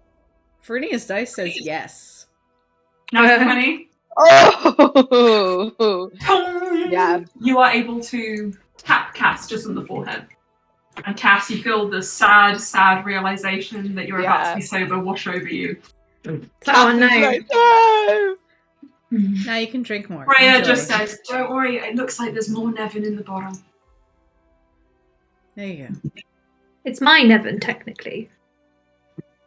Freya just says, "And can we have more of it?" Maybe. Sounds good. Sounds like a yes. Sounds like a maybe. Which will turn into a... That is not how consent works, Freya. Alstair puts the bottle under the bed. He's like, no. But sharing is caring. I am king. I say no. Cass like whispers to Freya like, "I've got this. I'll get it later." Also, with his third eye, looks at Cass. He's like, I say no. Serena says, "I say we go down to the party if you guys are done having your little pre-drinks." I've also had the realization I can throw everyone in the dungeon. Loran says, "Yes, please." The colour in Alstair's face just changes. He's like, anyway, forgetting what was just said, please rise. Let us get ready for the party. Okay, so everybody, this is the moment. You've seen them before briefly, but reveal in their full glory. Friends, what are you wearing I to Daniel's wear the outfit you've never had a chance to wear party? We've all seen Alstair's beautiful visage in Lily's art. You want to send it again? I will send it. But I'm curious, Cass, what is the outfit that Cass has always wanted to wear? So Cass, sort of in her head, didn't have it as the outfit that she like always wanted to wear, as in like what did she always want to be.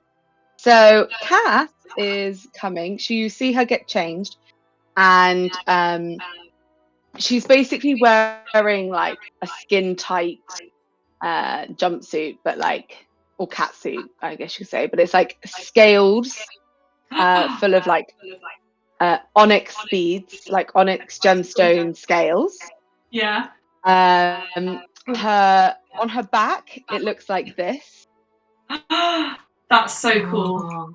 On her fingers, she's got this. Yes. So she's also got this kind of vibe happening across her chest, Oh but my all God, in yes. gold and black. So no silver. There's no silver in here. And basically, and then as she stands, like a pair of sort of wings unfurl, and she is coming Oh my God, as a she's black dragon. Everyone's dragon.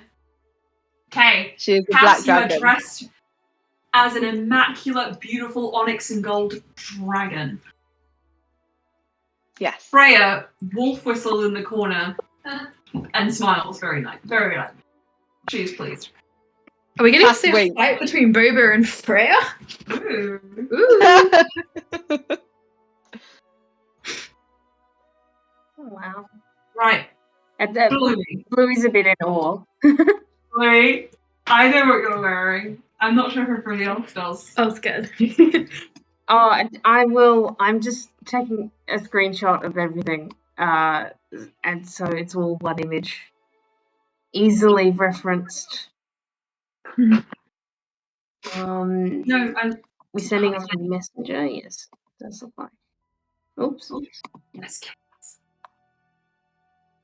If your king doesn't wear a Yeah. dress, is he even really a king? Yeah, if your king doesn't wear a dress, don't trust him. Pretty. Pretty. Pretty. Anna, I I'm want also to having a look. see the outfit. You sent it to Sorry. me. I can send it for you, if you like. I was looking. I was trying to look at Fernia's. Has Emma's that a should Australian be accent. It's pretty great. Yeah. Oh my gosh. Bluey comes out. Oh my Feels god. amazing. Bell bottoms, white heels, you Love it. tower above everyone else. That's so good. The Ray-Bans point up to the corners in a very... This is a fantasy pair of Ray-Bans. So they are horn-rimmed, but they are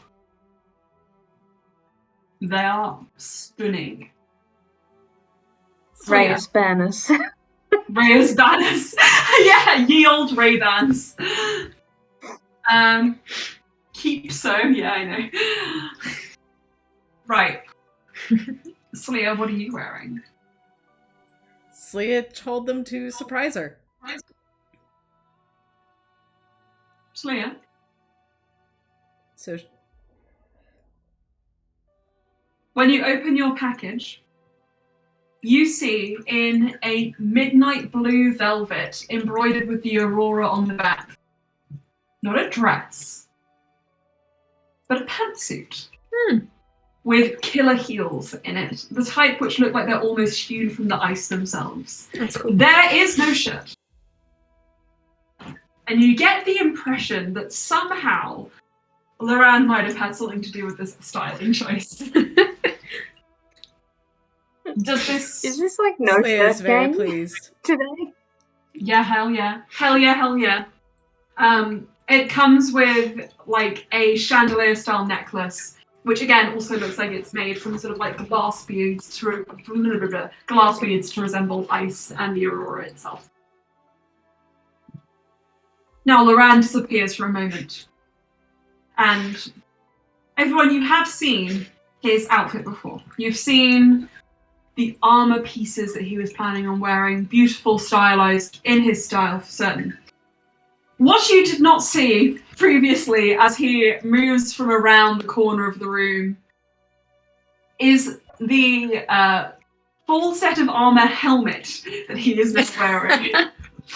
He carries a great sword, ornamental, on his back, and around his head he just has a full face covered, like grid pattern over the eyes helmet. And he just says, "Huzzah!"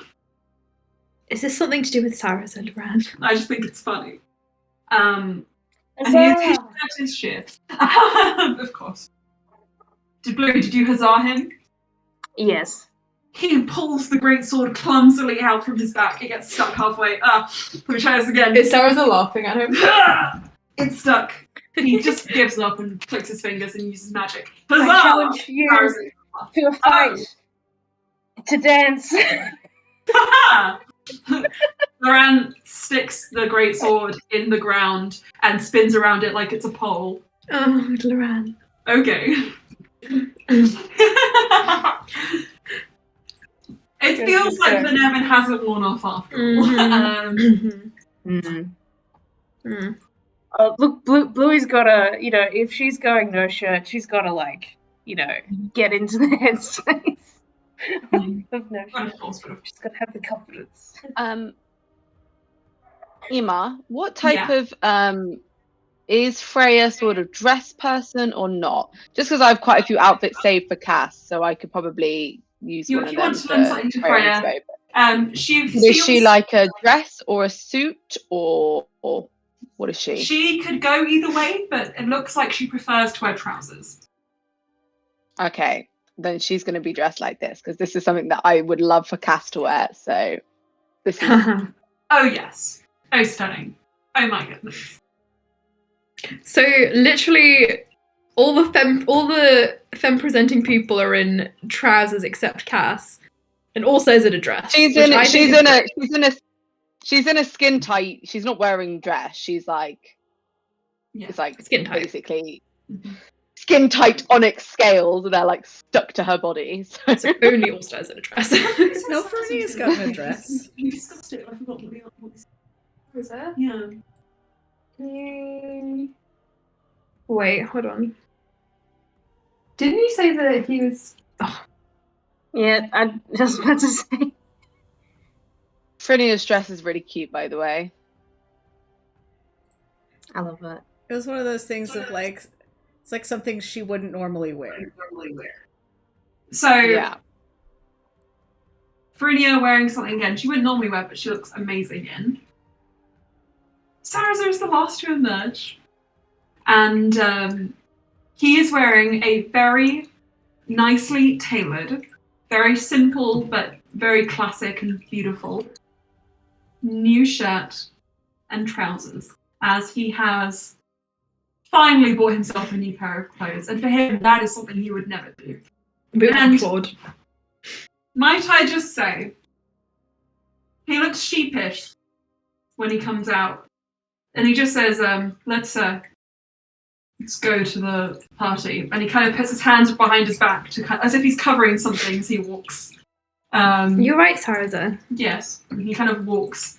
It just is very fitted. Sarazer, you have to embrace it. He moves his arms, and the booty is sculpted so wonderfully. And the back of the shirt has corset detailing. Oh, indeed. Very nice. Kevin's been hard at work already. Loran immediately takes off the helmet. That's not fair. What's not fair? That's not fair. He looks at Sarah, he looks at Alstaer, he looks at everyone. He's not allowed to do this. Not allowed to what? Look like this. You mean look good?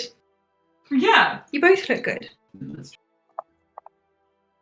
Isn't there a photo of like someone taking a mirror selfie or taking a mirror thing, and like in the front? Oh no, they're taking a selfie. The front is just like this full suit, all the way down, and then you see in the back a mirror, and it's just like lingerie on the back side. Yeah, I've seen that. Well. Oh my god. Well.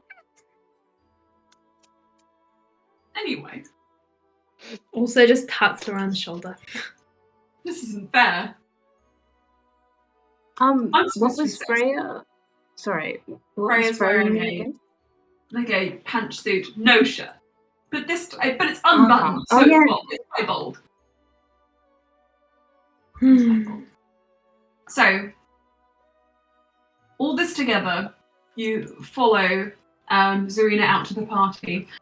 Those eagle-eyed amongst you would realise that She is wearing an embroidered sort of chiffon outfit. The embroidery is incredibly strategic. She is not wearing any underwear. And Loran just says, "Oh, Snap. come on," and looks away, and Sarah just doesn't. I'm gonna anywhere. make this better. Also flicks like a bit of lace on his shoulder. He's like, Loran, you really didn't show up today.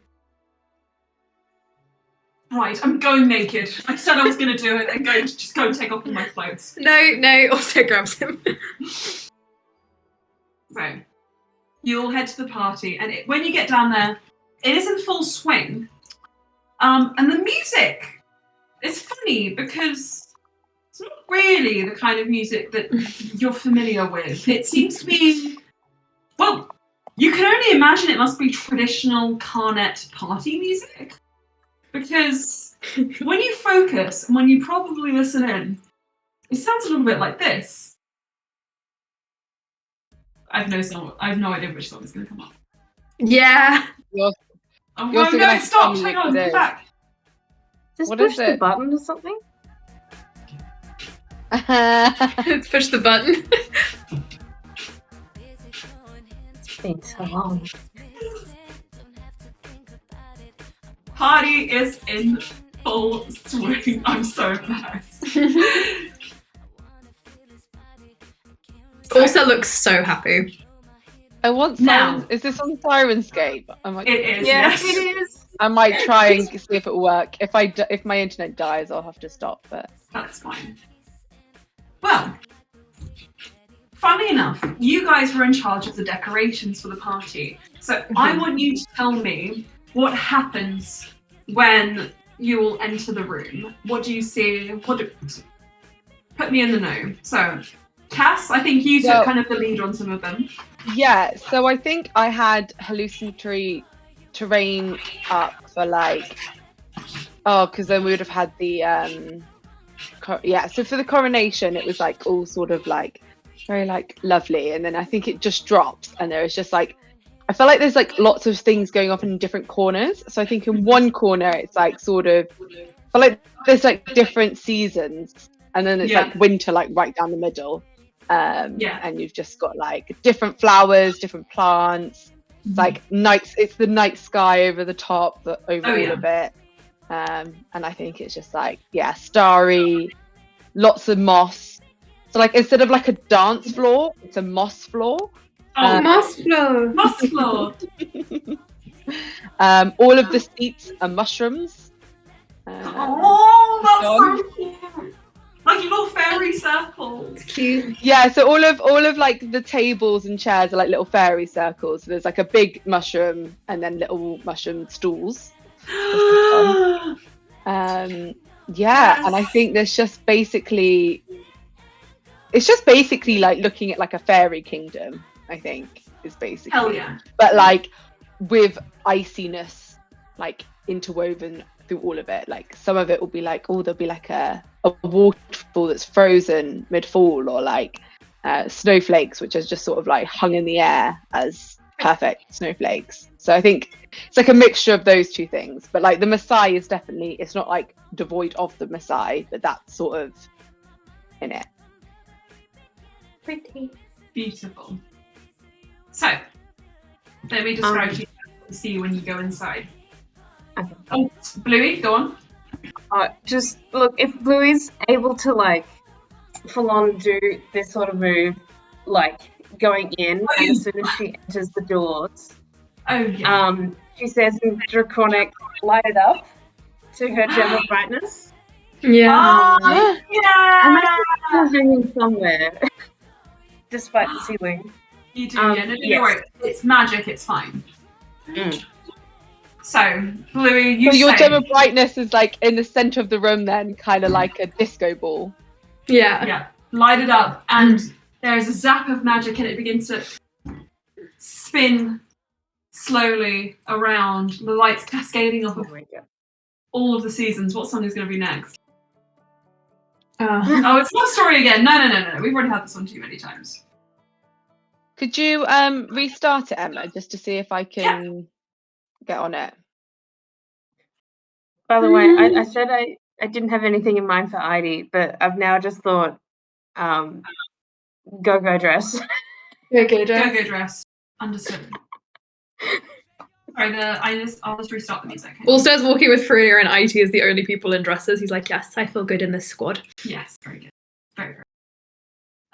Give me 1 second. It's dress squad. There's no shirt club. The no-shirt club behind him. It's Alstair the damsel and all his cool lady friends. Oh, the music keeps. Oh, there we go. Starting. Let me start. Okay. Can you guys confirm when you hear music? Because it's being a bit difficult. Yeah, I can hear it. Yep. Yeah. Don't ask me, That's don't okay. overtell. It's Call Me Maybe. Okay. Sorry, it's quiet so that you can hear Cass. So. Is this loud enough? I'm sorry, it's not loud. Okay.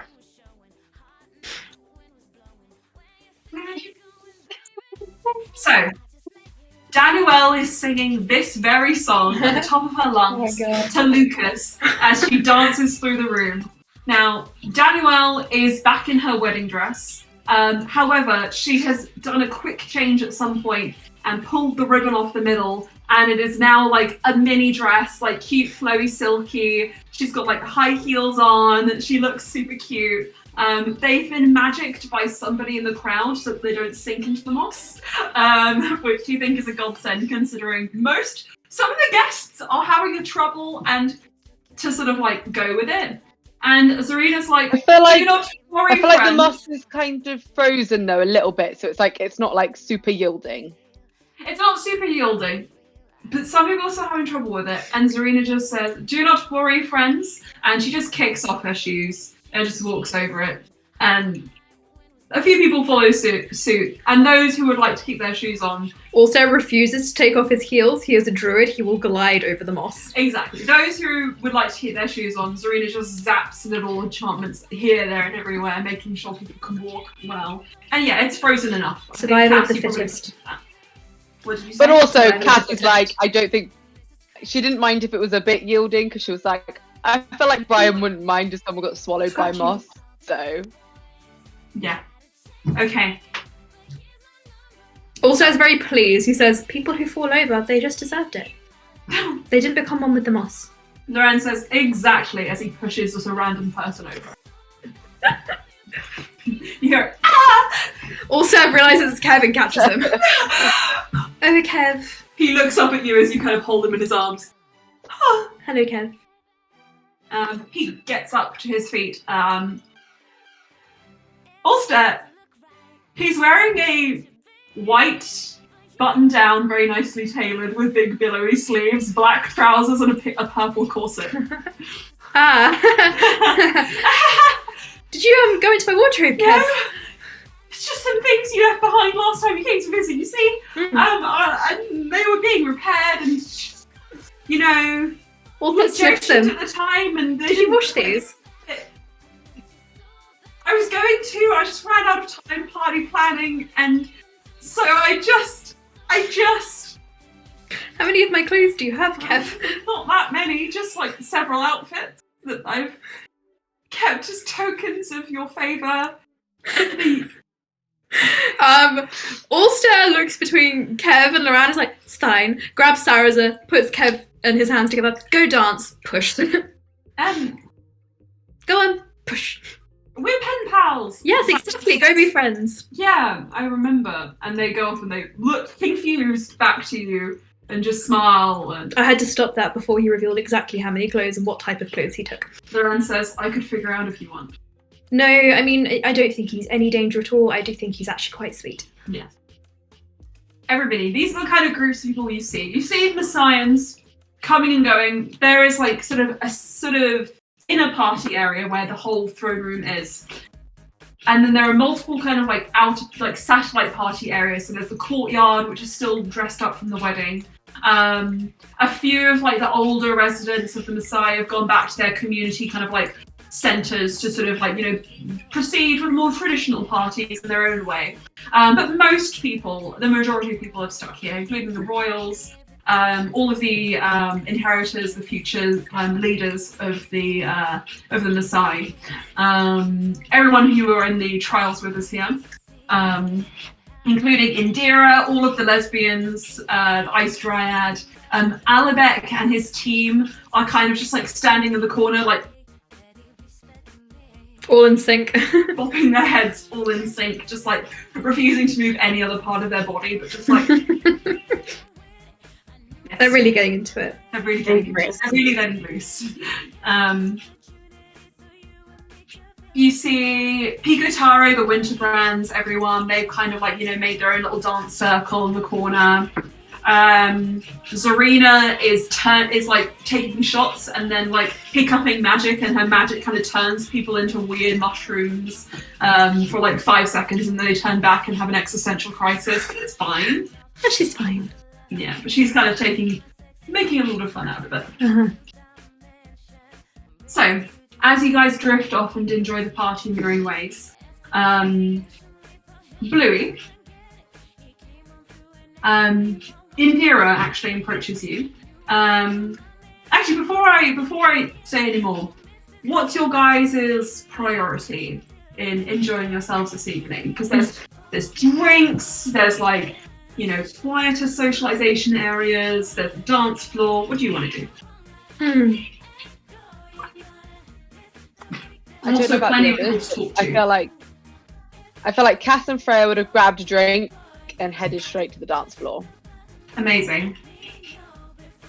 So, you two go off to the drinks table. There's plenty to choose from, but of course there is also just plain straight up bottles of Nevin if that's what you want.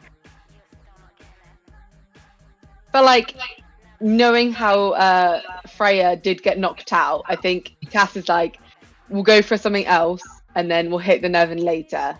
Because I think Cass actually wants to have an evening with her and not have to be like, Slia, please, do you have any magic left? Okay, so you don't know absolutely everything here, but you recognise a few. Roll me a D100. Ooh, okay. I'm going to do it with my Fey die. Not that one. That one.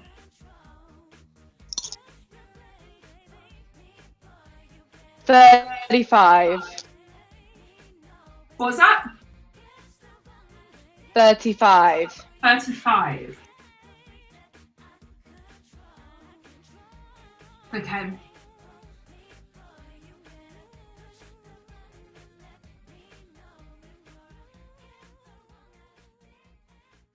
So, you're kind of mulling over the options of drinks to choose from. You can roll another one in case you don't like the idea of this one. But as you're looking over, Sandor Haynam approaches you. Acanthoricas! And he just kind of bows slightly, stumbles somewhat, and is caught by a few of the partygoers. And then just stands up and says, "And you like to drink. I remember this about you." You know me very well. That I do. Let me point you in the direction of a couple of drinks that you might like. The first thing he points you to is what he describes as a brew of his own concoction. It's not very alcoholic, but it could take you to Elysium, the plane itself, as he says, as he describes. It looks and smells terrible. It's thick as a milkshake. And a putrid kind of rotten fruit colour. And when he hands it to you in a jug, it kind of sloshes unpleasantly against the sides, like the top thick mixture is separated from something thinner and watery below underneath. Not for me personally. I'd be like, take that fucking thing back and get me something that's pink and tasty looking. But I feel like with Cass, she is never one to turn down a drink. So I feel like she would probably drink it. I feel like she wouldn't drink it though unless Freya drank it as well, because whatever trip they're going to go on, I think she wants to do it together. So Freya is anti it, that's fine. She was happy to do a different drink. Sure. But she'll sort of like look to Freya like. Freya says, "This looks, this looks like the water I used to drink in the elemental plane of fire. Uh-oh. Cheers." And she kind of Cheers. knocks a glass of yours, and you tip it back, and it tastes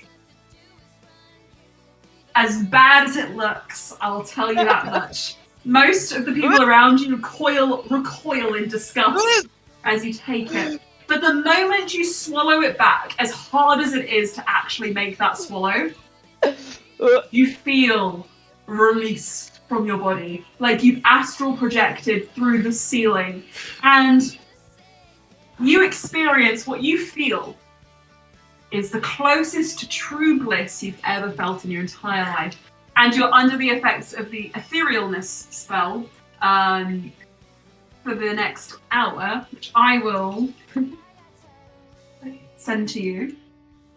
Okay. I think as soon as like you see like Cass like gag, swallow it, you just see her eyes like go, like all the gold is basically lost, and it's just like all of her black pupils, and she's just like, oh my god. She's like, Freya, you look amazing. Yeah, you guys look like angels in addition to dragons and sexy ladies. Mm-hmm. Now, when it says the ethereal plane, it basically means you can move through buildings, and you basically take on like a shimmery form. So you can Oh move my through god, the this walls. is so cool. Yeah. Can we And move also, through it people says as people well? can't perceive you, but I like to think that you can turn that kind of on and off of it. Can we move through people as well? Yeah. Or, like, what can we move? Can we move through like objects? Can we just? Yeah. Etherealness I feel like allows Cass you to would grab hold of lose your Freya's corporeal hand. form. What's that? Okay, I think Cass would grab hold of Freya's hand, run straight through the drinks table, and like go through it, and then go to the dance floor, but be dancing, but like kind of like keeps going into like other people, but obviously they're like merging with them, and just be like, this is amazing, and like spinning on the dance floor. That's what I imagine. When you run through the drinks, you get the aftertaste of the drink in your mouth. Cass, after at that, then Cass runs back, and then runs back, and then goes to the dance. So, I just want to describe this from everyone else's point of view. You see Cass and Freya go over, pick up this horrible looking drink, chug it back, and then turn into angels, and start running around like mad people. Okay. Everybody else, what are you guys doing whilst Cass is occupied and dancing with Freya? We can move up as well. Everybody else, what are you doing? They're dancing above the dance floor. Anybody can go. Bluey, Alstaer, I think Blue would want to kind of she'd be vigorously dancing, but she'd want to like make sure Archie's okay after that first Nevin. And eventually like get into talks. Okay. But maybe slowly wander over to the Freya people.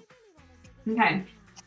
So you join the Aprea dance circle. The Aprea dark circle sounds horrifying. The Aprea dance circle has like a thing in the middle. You see Merlin is just kind of like break dancing, like he's on his butt.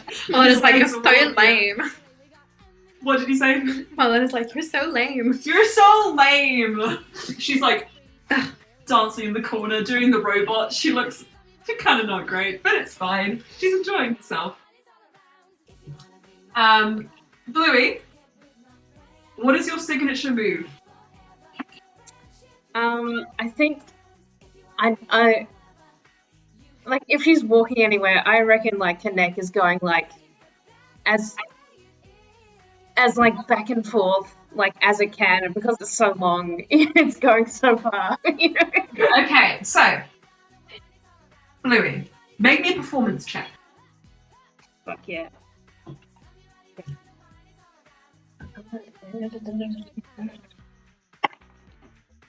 Okay. I think it might be 13. Yes, 13. 13.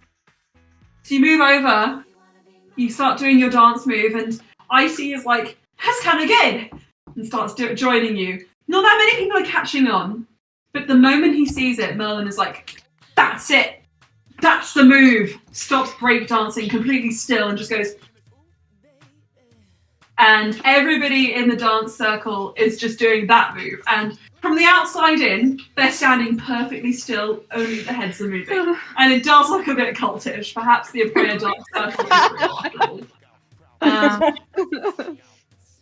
But hey, they're not hurting anyone. Not yet. Not yet. Joking. Pikotaro is like, I might make this the national dance move of Aprea, as he does it, but badly.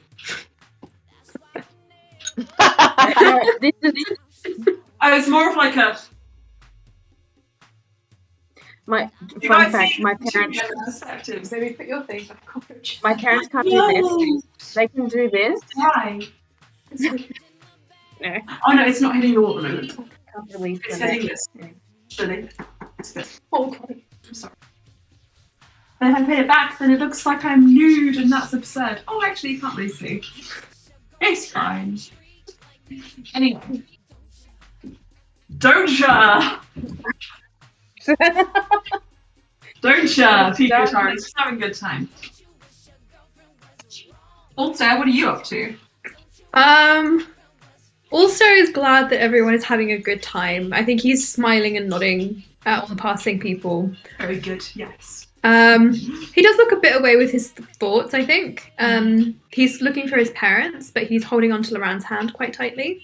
I think Loran will squeeze back and he'll just lean down and he'll just say, bit overwhelmed? A little.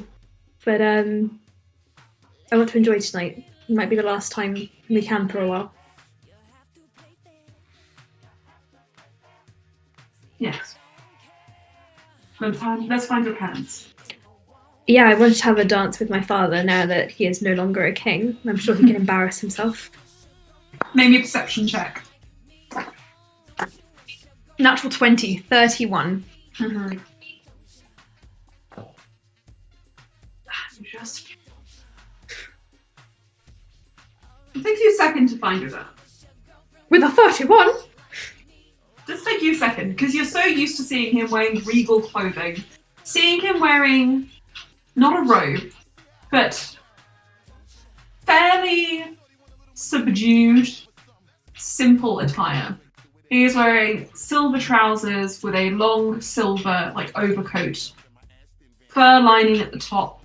His hair, rather than falling completely over his shoulders and long, has been braided up into a tight bun at his neck. He has sort of braces on his arms, just kind of still looking quite constricted, but not as regal as he usually does. And he's just looking absently over the room from the corner, holding a drink in a wooden goblet, and it's just like... Is it juice? It is non-alcoholic. Sharp pistol. You find your mother. Drops his arena. You got... Again, stop taking the words out of my mouth! It's across the room. I'm sorry, I know you very well. Sitting amongst the toadstools, chatting animatedly with Zarina about what she could not imagine. Also, just to ignore that. Leander sidles over. He is there. Leander sidles over to Rolby and tries to strike up conversation. And have you ever seen two dads at a party talking to each other? They're just like, hey, I like this song. Yeah. So do you... You had me suicidal as they're chatting. What did you say, Cass? It's just a song, as they're awkwardly chatting, it's like, you had me suicide. Everyone watching, Oops. So, Alstaer, it's your choice whether you can mercy kill this conversation. He does come up. Father, Approach. Leander. Yeah. And I will stare your highness. That's funny. It's really funny. Yeah, it is. That's Loran. He's coming. He's the one in the helmet. I know my son from a mile away. Even in the helmet? Is he crying under there? I don't know. He just refuses to take it off. I'm beautiful! Maybe you can talk to him. I wanted to have a dance with my father, if you wouldn't mind me stealing him away from your riveting conversation. I'll fix Loran's ego as best as I can. Let's keep him away from his mother. Yeah. He takes Loran by the shoulders and just pushes him to the edge of the room, and he just gives him a pat like, "You're beautiful, son. You're very beautiful." Mm. Also, you're alone with your father, who is holding juice. Also puts the juice down. No, Dance? Dance. Dance. Oh, yes. Mm-hmm. Also is a bit taller than him in the heels. Yes. After you. Wonderful. Also, we'll take Romy to the dance floor. He stands opposite you and just looks around and then just like... Relax. No. Also, will properly guide him through. Yeah, Romy. No. Also spins him away from Bluey. He turns around, you're immediately confronted by flying, shimmering Cass and Freya. Let's go to a quieter dance floor. Spins him away. You go to the quieter corner of the dance floor. I suppose the winter corner is less occupied than like the summery ones and the spring ones. Do you show him any moves, Alstaer? I think Alstair's doing quite traditional like pair dancing. He'd probably be leading. He's probably leading him. You lead the waltz to Sean Kingston, the well-known bard. He might pull him away from like the loudest parts of the music because I think he wants to talk to him again. Okay. In the spirit of this, he doesn't know how to pop dance. Romy says, "I don't know how to pop dance." Neither do I. How are you feeling after that?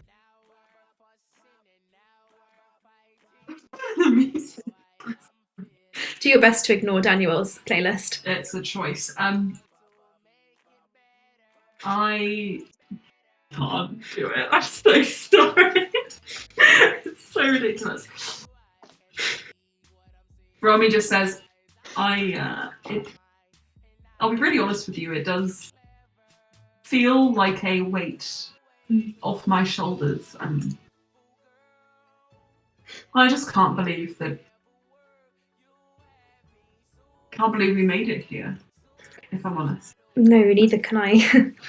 With our relationship somewhat resembling a loving one. So will you and Mother travel? Do anything fun?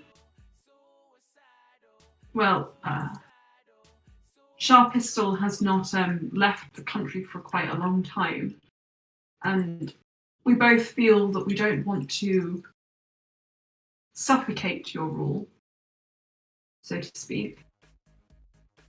So, if it suits, we will leave for a time and go somewhere where people don't really know that we are who we are. It's a small and very intimate population here of people who live for quite a long time, usually. So it's a bit difficult to fully shape expectation of leadership.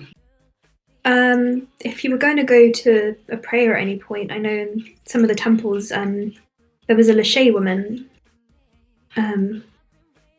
working as a cleric. If you were wanted to pay in the thing. No, she left, didn't she? Oh, did she go? She went to a prayer. Oh yeah, she did, didn't she? Yeah, you could visit her. Another Lachey. Yeah. Her name's Baitan. She'd actually told me what she thought I was originally. She must have been on a... She's pure Lachey. As far as I can tell.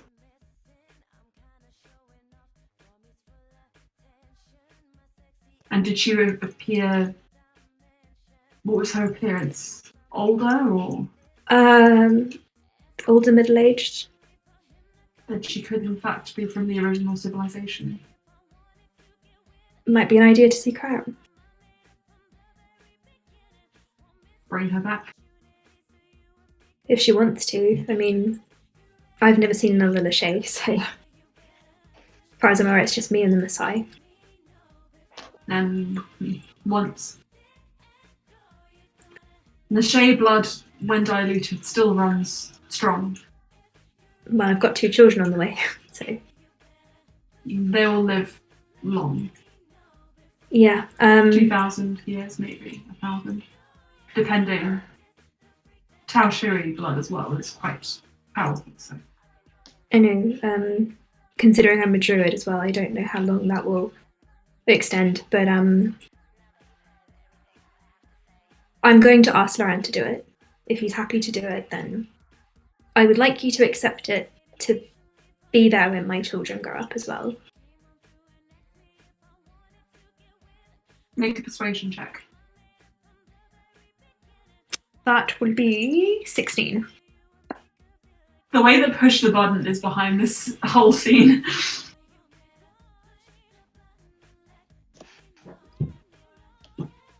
I might need to think on it a little longer, but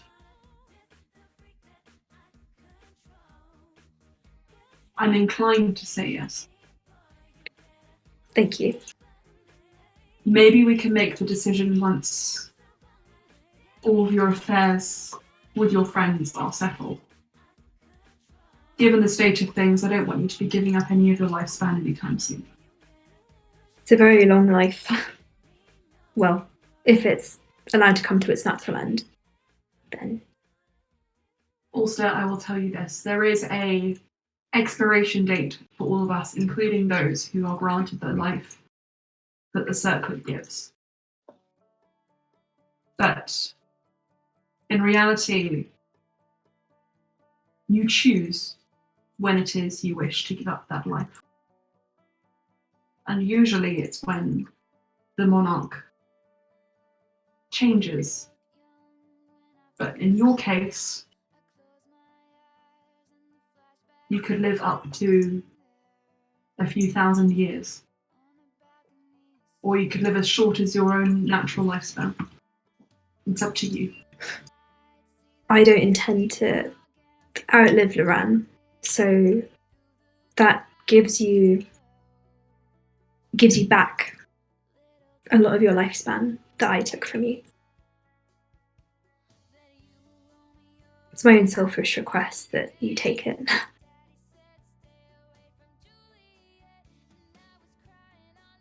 Ask me again when all is said and done.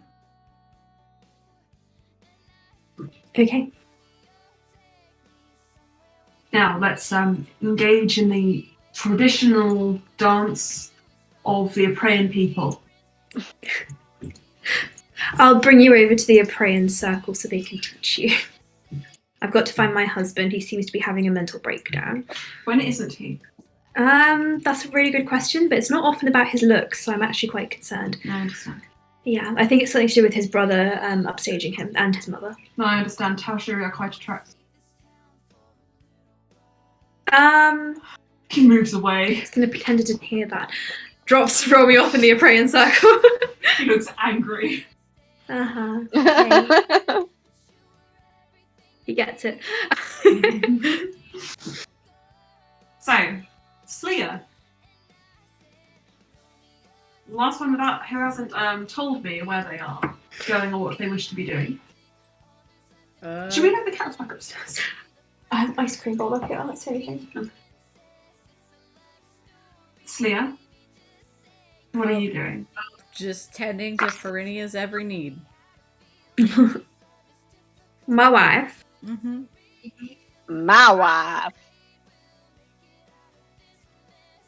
There are a few moments where you guys are able to dance together, you laugh, you take a drink from the table. Roll me D100. Okay. It's like, which one's the easiest to get out? There we go. That is a 28.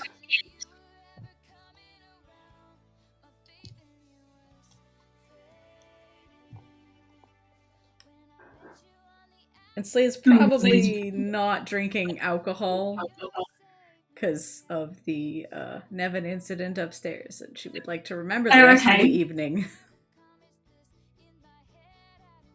Oh, okay. So then...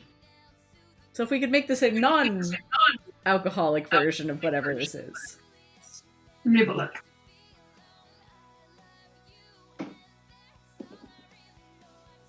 Oh, baby.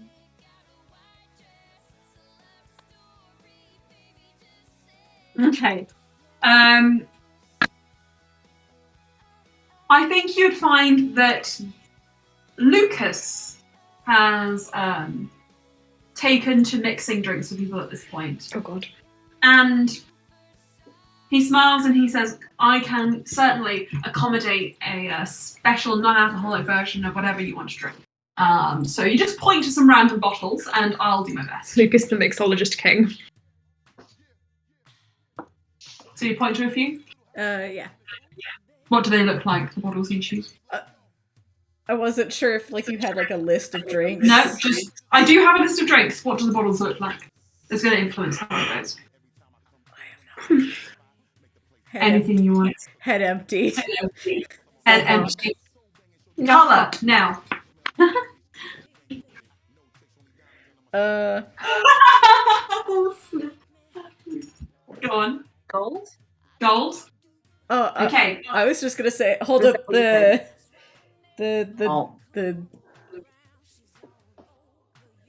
like this. Like that. Yep, like the dice y'all got me.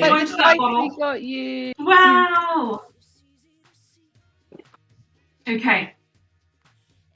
So you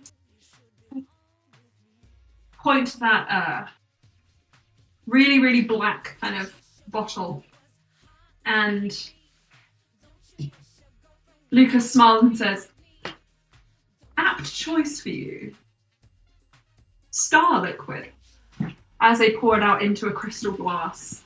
You take a sip? Yep. The moment... Oh. Hello. I'm comfy. Very good. Is that on a cat towel? Yes. Okay. Leave it alone. Yeah, I don't want to be in shock. So, the moment it touches your lips, the room around you transforms, and you are taken on a 1 minute long journey through the stars, as you just feel like you're falling through the expanse of space, over through the firmament, over an ocean which reflects the sky back at you. It's like you're soaring. Flying. There's not a star in heaven that you can't reach. And then your feet slam back to the ground and you're in the ice palace again. And Frenia is like, you've been out of it for a minute. That there's no alcohol in that, right? Yeah. She's pointing at the she drinks it. She just kind of spins in place for a second and then starts running around the room. Oh no. Oh wow. And you get the impression you might have been doing this a moment ago. But yeah, it's a star drink. It's grand. Stars. So you are all enjoying yourselves, all going about your various methods of enjoying the party, dancing with your fathers, drinking alcohols. Rolling Louis. No, not yet. No. Oh god.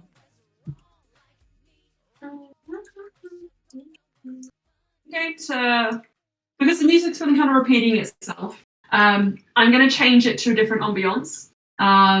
So you get the impression that Kev is taking over the music for a while. So let me. I bet he's hiding from Danielle if he's done Call me that. by your name starts playing. Call me when you. Also, going to do an audit of his wardrobe and figure out how much Kev took. So, Bluey, as you are dancing in the dance circle with Bluey, there comes a Bluey with Icy, not with yourself. There comes a point when you get a little tired, and Icy wants to keep on dancing. So you take a step away from the group, and as you kind of pause in your dance, you're approached by Indira, the drow woman, who you sort of competed alongside during the trials. And she kind of smiles, and she's just wearing a very simple grey and blue sort of sheath dress, which is cinched at the shoulders and the waist, and there's a sort of fur, like kind of short coat, which goes over the top, and is laced together at the front. Then she smiles, and she just raises her hand. She says, "Hey, I wanted to catch you. It might be a bit out of the blue, E. But yeah, That's very good. Yeah, I thought you would enjoy it. But anyway, I just wanted to congratulate you on how you did in the trial. I thought that the way you conducted yourself was really cool, and your powers are really cool. I'm. Did I introduce myself to you? I'm Indira. I speak common because I've been practicing ever since I was really young. Hi. Are you dancing with anyone at the moment? Because we could dance together. Is Bluey getting hit on? Yeah, can Bluey do like an insight whether Indira knows that IT is the gal? Sure. Please, okay. Yeah. I think she would assume that. Yeah. Okay. So insight, that's an unnatural 20. Okay. You get the impression that maybe she doesn't. The Mensej aren't necessarily the most sociable, and you get the impression that they are quite universally bad at reading social cues because of that. So even if it was obvious to you, maybe that you were together with IT, maybe it wasn't to her. And she's just kind of like, do you want to dance? I mean, it could be fun. I can do that move that you guys are doing.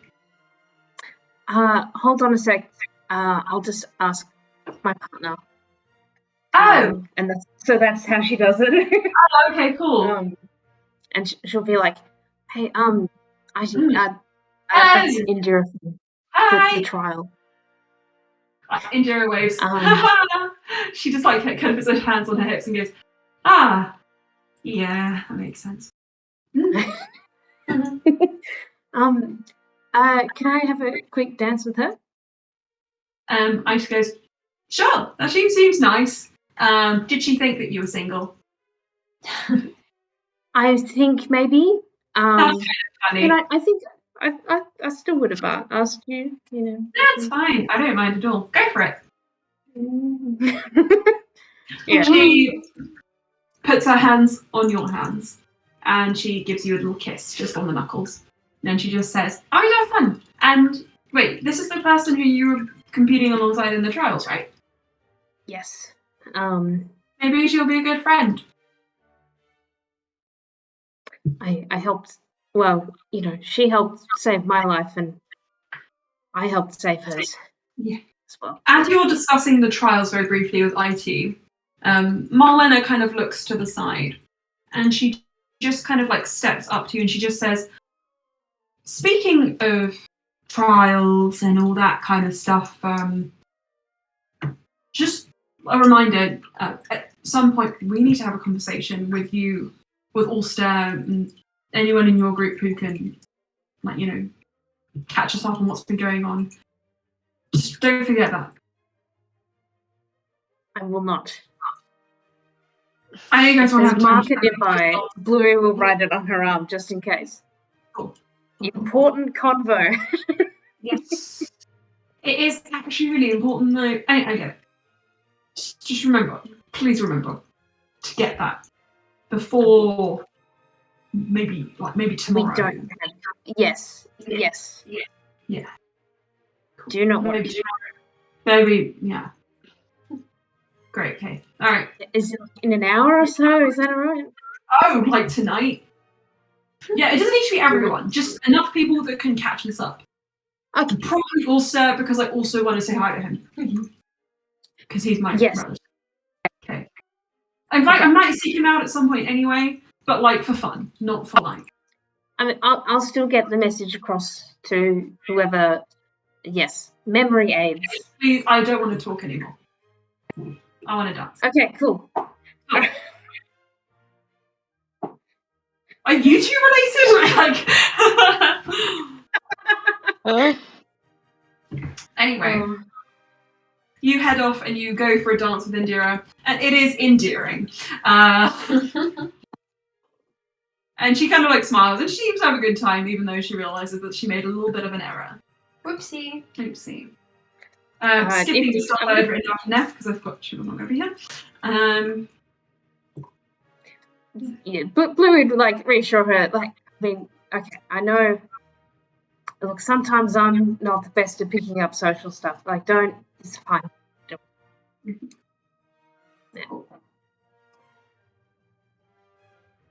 After you dance, you guys part, but it's a good time. Friend days. So, cats. As you and Freya frolic through the air, dancing your ethereal selves away. Freya genuinely is like throwing her head back in laughter. When she like falls through the wall and you guys find yourselves just like surrounded by ice, she's like, what the fuck? And you guys pull her back and you spin her through people who kind of like shiver when you pass through them, almost like you're ghosts. And she smiles and she pauses for a second. She's like, I can't believe I was actually hesitant to come here. Wait, sorry, you cut out a little bit. I can't believe I was actually hesitant to come here. I'm so glad you came. She just smiles and she said, yeah, I think, I mean, I don't know about you, I think it was my move. Can we stop for 1 sec and just chat? Sure. I think Cass would lead her to I think maybe like an autumn. Yeah. Oh my god, we're just gonna be like floaty, floaty, float. And we're gonna go to like a nice starry corner. I just want to make sure. So you go and you sort of like drift over to autumn with Freya. And take a moment to kind of cool down, even though you're sort of like ghostly, you're still picking up a sweat slightly. With your dragon wings behind you, you looked even more like an angel than you first expected, and people were kind of like in awe. And they're still looking at you like, what? And looking between you and Alstaer like, are you of the same breed? Cass being found on like the floor of a tavern like a year and a half ago, being like, what the fuck is happening? Freya kind of says, I'll be honest with you. Considering this whole thing is quite new, and there's been so much distance between us, I wasn't sure if I should come. I wasn't sure if we should really carry on.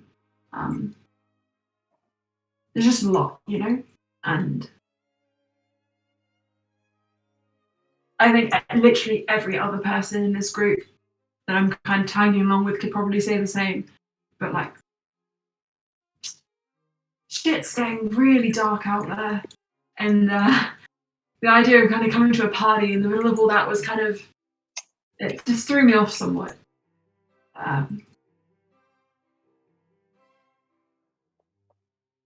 But I am glad I'm here with you right now.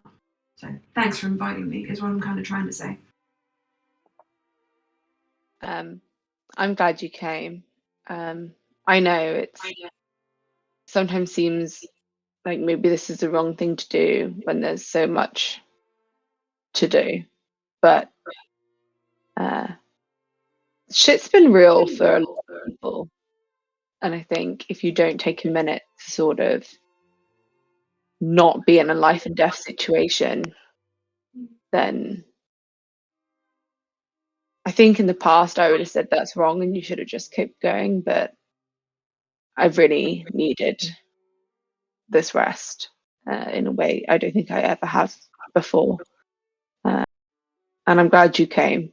And I know this is new and there has been a lot of distance, and I'm sorry for that, because our to-do list is pretty life-altering and always very life-threatening.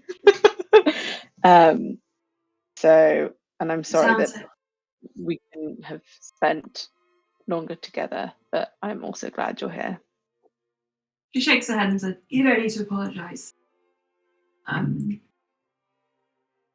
The way I see it, when all this is said and done, we can catch up on lost time.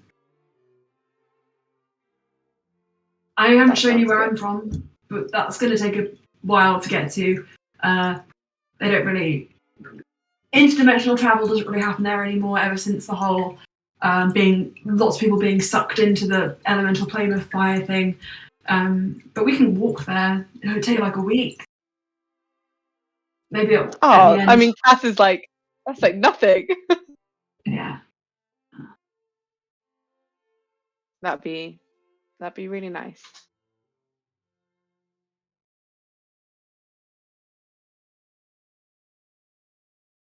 She looks like she's struggling whether she should say something or not.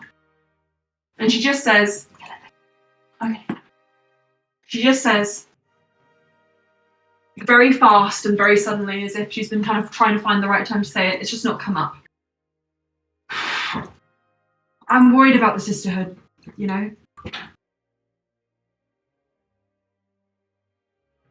I don't know if they're one of the like kind of forces against which you guys are fighting, but I really kind of hope that they are, because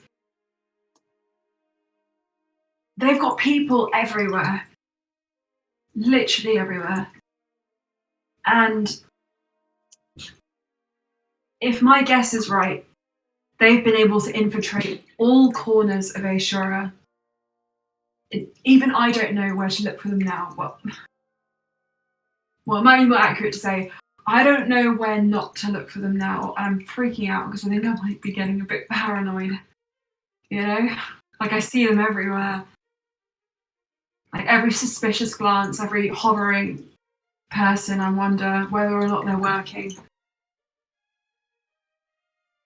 against me, against us. But I think you might get that a little bit. I think at Freya's words, I think Cass will like kind of cup both of her cheeks and just sort of be like, I understand. I don't know if the sisterhood is one of our immediate tasks, but they are up there for me. They are, ever since I first encountered them, I wanted them gone. I think you're right to be afraid. They are everywhere, and they're more pervasive than sort of the bigger powers because they work behind the scenes.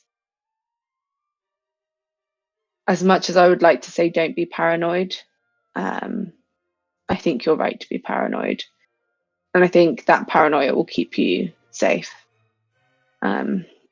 Unfortunately, myself and my friends have had to get used to not trusting people and fearing who we come in contact with. Maybe one day we won't have to do that, but for now, I think hold on to it, but don't let it consume you, because I know all too well how easy it is to be consumed by something. She nods and just holds your hand and says, All right then. Let's dance a bit more, and then maybe find before some they quiet. go, sounds good. But I think before she says that, she's like, Cass will hold her hand, and she was like, "But I swear to you, I will do everything I can to stop them. They have caused too much harm to be left to gather more power." I agree. But yes, for now, let's try and forget them and dance, and then go find a very quiet corner. And the two of you drift. Also, are you looking for Lorraine? Yes, but first look at the kitty cat. Look at him stretch. He stretched. He's beautiful anyway, yes, thank you. Do you want to just play like this? No. Back you go.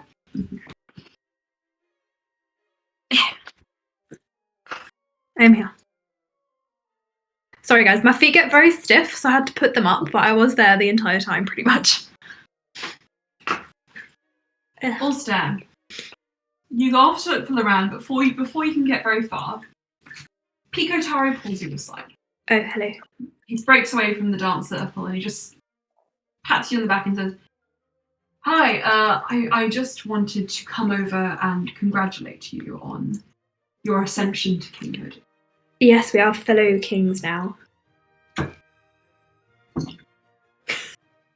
Yes, I regard you as a colleague, at least for the moment, whilst my country still remains a monarchy. You're trying to do away with that. I will abdicate soon, but once things are stable, you see, the transition is hard, and things in Eldralith are difficult. I understand. I just wanted to come to you specifically because even though I explained myself to Lucas, I do not believe that I explained my feelings to you, Alstaer, properly.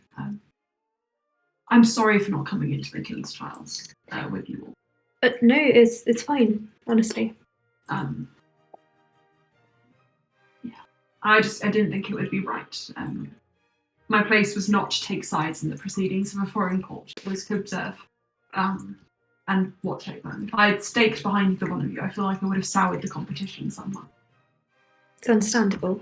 Please don't feel bad. I wanted to gift you something. I was looking for a time. I thought there was going to be an informal address, but that hasn't happened yet. And Lucas is drinking out of a keg in the corner. Lucas does that. Yeah, I wonder whether or not that's actually going to happen. But regardless, it's a token of support and just an artifact to add to the many beautiful things you have here. And he pulls out a wide, flat, sort of very, very regal-looking, very ornamental red box. Not Messiah style at all. Definitely a product of a prayer. It is hewn from iron, which has been coloured of the highest grade, and of stone and velvet. Stone making up the stone. The fine, kind of thin sides of the box. It's very heavy when you take it. It's all. But the insides are lined with velvet, and you pop it open, and sort of like pillowed in the center, you see a very long ornamental dagger, which appears to be also carved from a very rare but beautiful gemstone of kinds, of a quality that is just like so supreme. Only a king could have given it away. Also will look very impressed. Can I examine the dagger? Yeah, you can. Shall I roll investigation? Yeah. My investigation is not. Every time I roll something that Core's good at, I'm like, investigation. Uno momento. 14. 14. It's hard to say exactly what kind of stone it is. Maybe you'd have to go to Cass to identify all of them. But the blade is diamond. Alstair's like, that is very generous. Are you sure you want to give that to me? It comes in a set of two. One which is kept by my country, and one which we gifted to you as a sign of, well, openings of relationship in good faith. I will have it protected. Anyway. And Thank he you. just kind of nods, and as you go, he kind of touches your shoulder and he just gives it a squeeze. Make me a perception check. I'm going to use a luck point. Much better. 29. His fingers are quite cold. Are you all right? Sigh and chill. I'm doing my best. Can I insight check him? Yeah, Natural 20. natural 20. 31. He does look very pale. Maybe a bit sickly. Are you all right?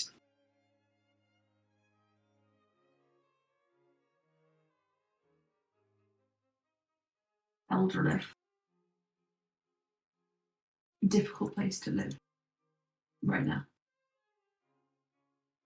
Have you seen a woman called Osha recently in Eldrelith?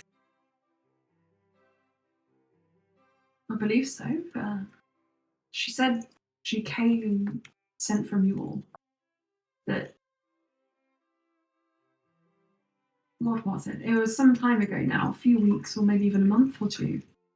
But the message she brought was that she was here to watch over Eldrelith whilst you were all dealing with other horrors around the world, I suppose. Can I Arcana check him? Yeah.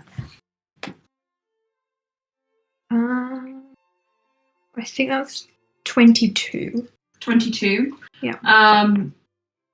You get the sense that he has had a significant amount of healing done. But there seems to be like a necromantic sort of element, sort of hollowing in his skin, sort of just like in his chest. Necrotic, necromantic. Again, I keep saying that. Who did this to you? His eyes kind of fade, and then he just says, "The city does." You're going to need to be clearer than that.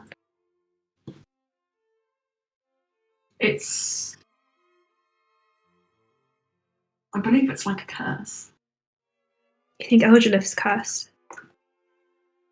Well, the longer you live there, the more sick you become. Since when? Since Osha arrived, I believe. It's a long sickness. You don't notice it until it's already apparent. It's already upon you. They're, Anna. That's funny. What was I saying? She said these are praying towns and and their curses.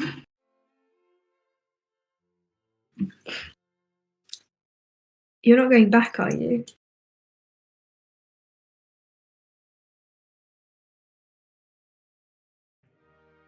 Honestly, no, I don't think I will. At least not to live. How many people are still in the city?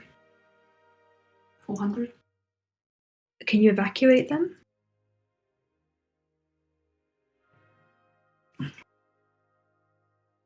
The evacuation effort recently has been focused in the north. Melas and Whitecliff. A lot of our resources went to freeing it from the grips of a cult, which I believe you are familiar with. Though we are still in the throes of doing so. Surely we could evacuate people from Eldrelith. Lucas and I could help. He pats the top of that dagger and he just says, "We might need it. We hope that when we call on you, you will come." We spared today because we wanted to extend this. And he kind of just sort of shakes the box slightly. I came before because, if I'm completely honest, I think I would have died if I'd stayed. And I won't lie when I say that my ill health was another reason why I didn't want to come into the trial. Then you need to see a healer whilst you're here.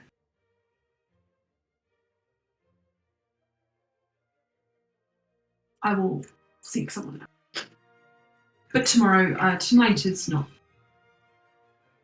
The night's still young, and I don't want to bother anyone yet.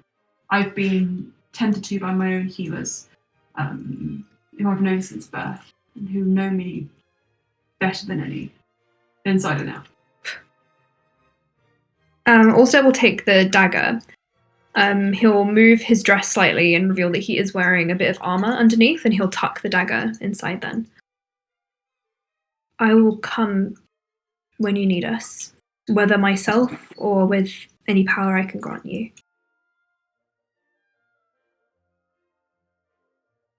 Perhaps,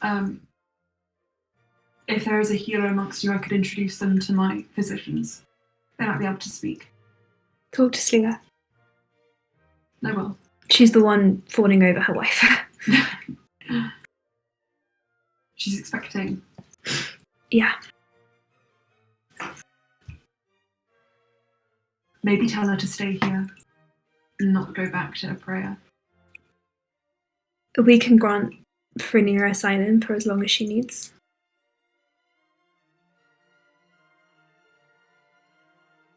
He looks like he's about to step away, and then he puts his hands in his pockets and he just says, best if we start evacuating as soon as possible, as far as possible, lest the whole country grows sick. How's Ironstone? The Bastion of good health. Send out the evacuation notice tonight, if you can.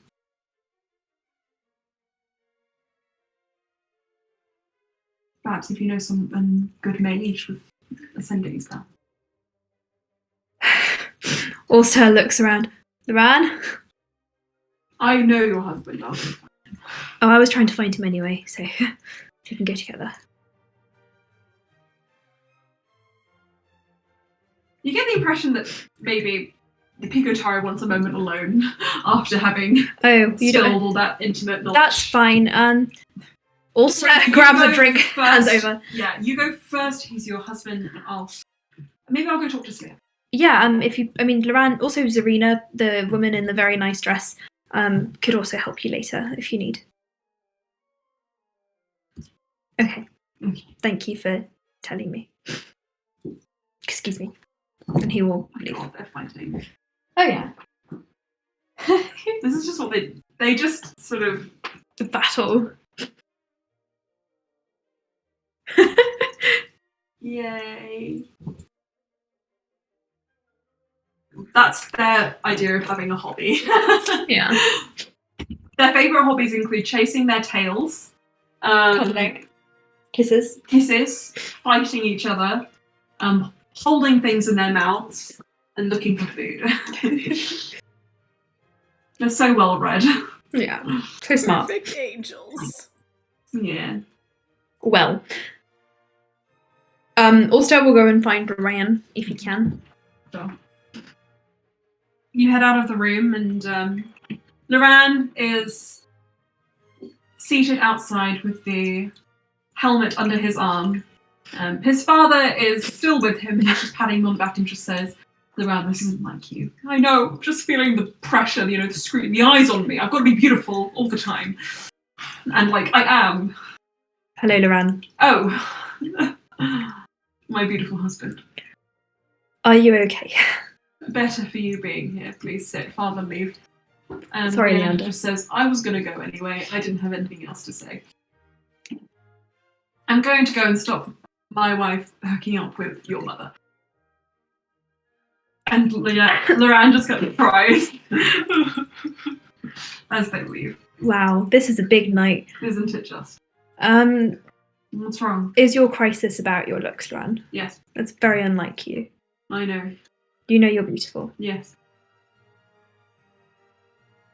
What would make you feel better right now? He looks down at his outfit.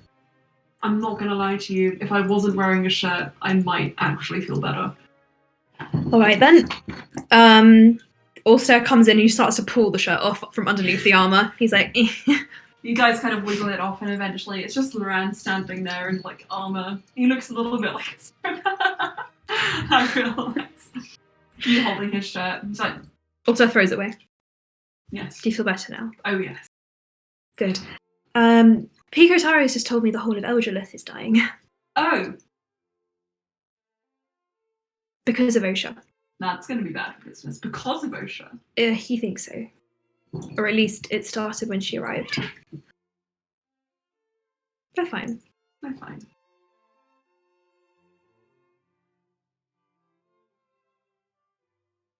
He's given me a dagger, so What to stab me with? not to stab you with, Doran. He shows I him knew the you'd betray me. he shows him the dagger. So Beautiful.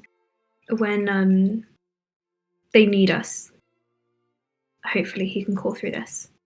Loran kind of holds it and turns it in his hands and just like watches it and examines it, spins it on his finger and just clicks his fingers.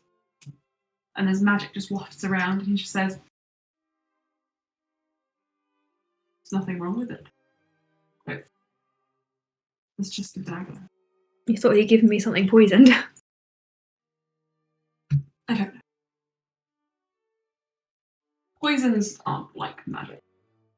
If they're not magical in nature or curse-like in nature, they won't show up. But in that case, you I can't might be be- able to identify them yourself, probably. I can't be poisoned anyway. Well, Also puts the dagger back. I don't know where we're going to go next. I'm just trying to enjoy tonight, but that's becoming increasingly more difficult. then he holds your face and he just says, "Then don't talk to anyone else. Just answer." Before we rejoin, I was speaking to my father. There's the thing I'd like you to do for me. What is that? Well, as you know, I am Lachey. I'm supposed to live for far longer than I want to. I wanted to give some of my life to my father when there's time and we're not rushing off to save countries, the earth. I don't know how you would feel about helping me do that.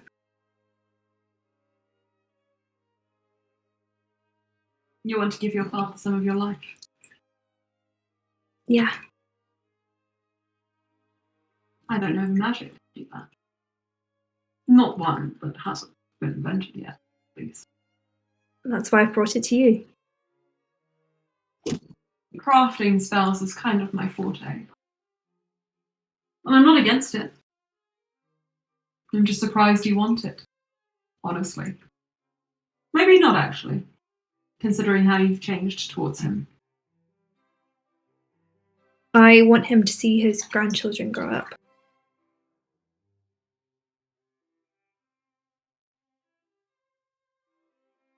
Give him another chance. You think he's earned one? I know that he made me hate him because he thought I would have to kill him one day. And then it was all for nothing. I don't want him to die thinking that that's the only chance he got. I'll never fully forgive what happened. But I don't hate him. I don't think he's a bad person. And I want to come to properly love him as my father. And I trust him to make an effort with my children.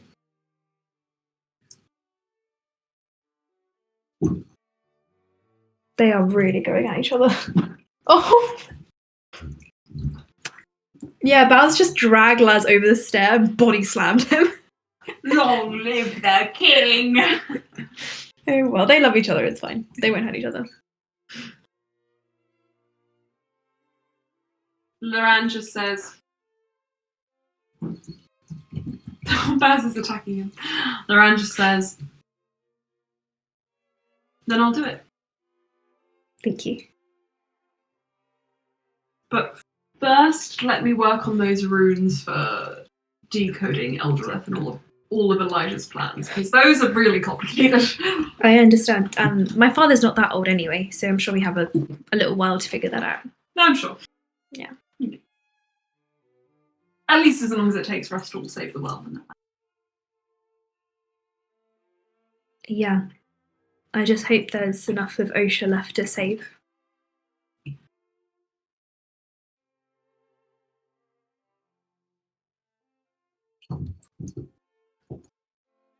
Let's not talk about that.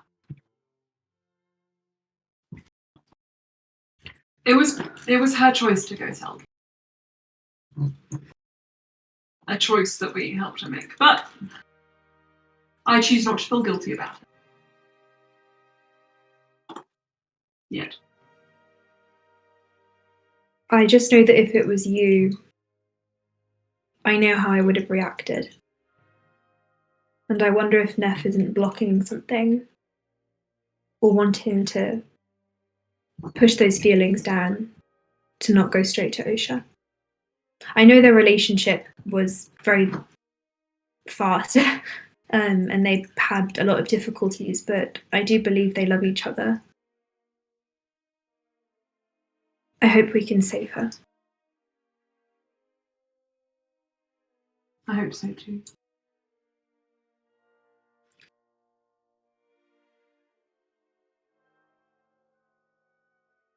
This is really sad and drab now, so how about we go get a drink and dance? Let's enjoy tonight. Yeah. I would really like that. Oh, we haven't told your father yet that we're having another child. We should probably do that. Oh! Yes. Let's do that. But first, a drink. First a drink. Maybe he needs a drink too. Maybe he does.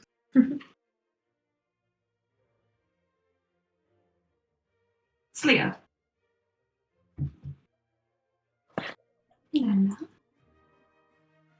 Frini is having a lovely night.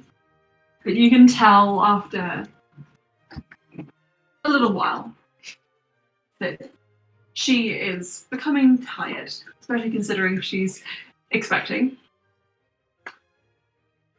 And she kind of just pulls in your sleeve and she just says, would you can come back down and dance. Would you just take me upstairs? Because I need to have a sit. How about we retire for the evening? No, I don't want to ruin your fun. It's not. I'm exactly where I want to be.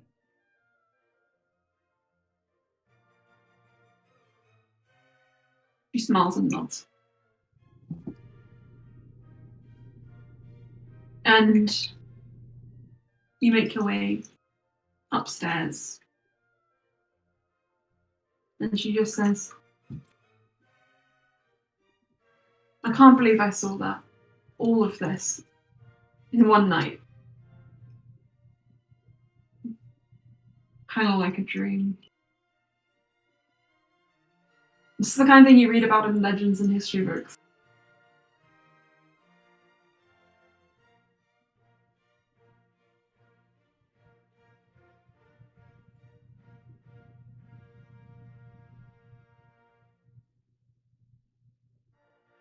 Sleia's just kind of like gazing lovingly at her.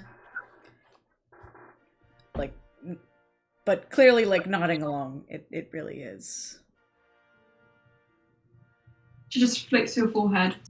She just says, where have you gone? Got lost in your voice. Wait.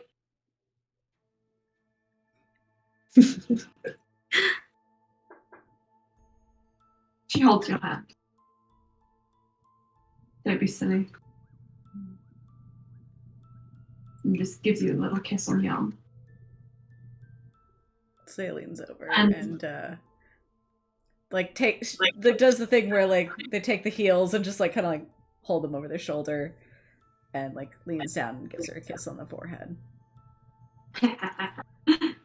She laughs and just like playfully shoves you up the stairs as you kind of make your way towards the other sort of side of the castle where it's quieter. There are a few people here, but you know, enough guards that you feel very comfortable. Towards Alstair's chamber. And as you make your way over, 1 second.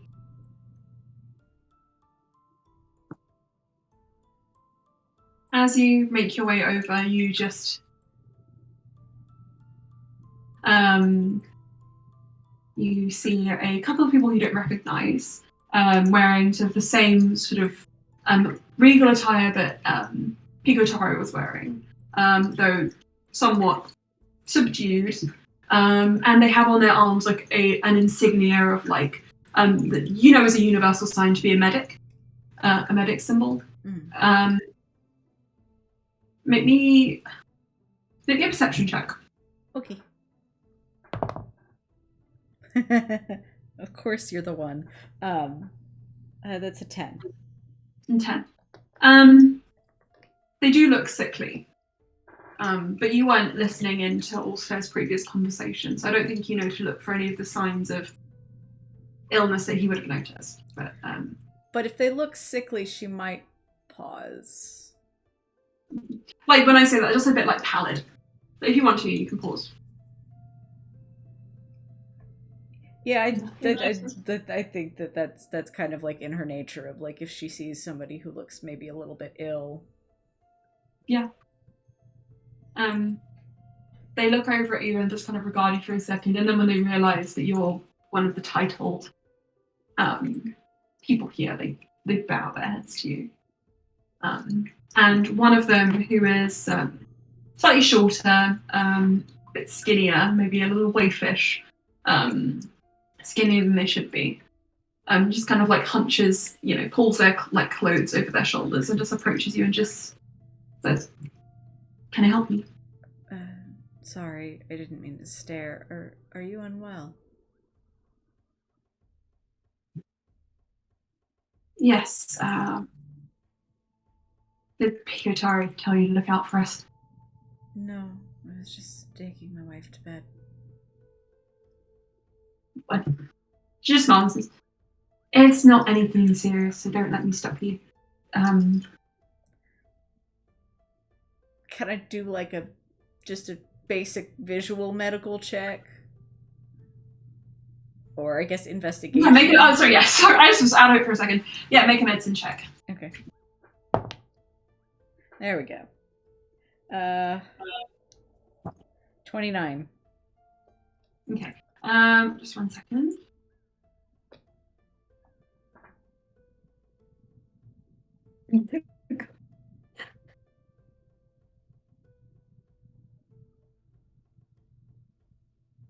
It's really raining outside.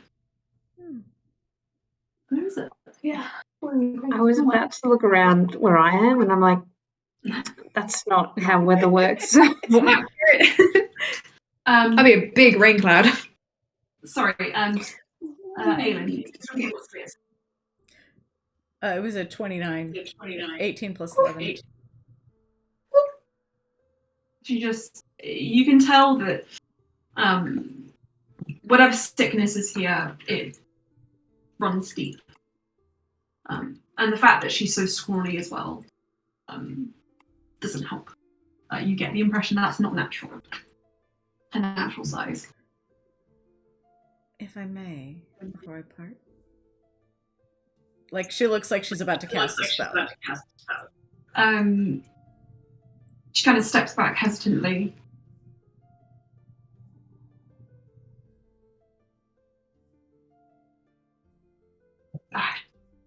I'm worried it's going to take something stronger than just...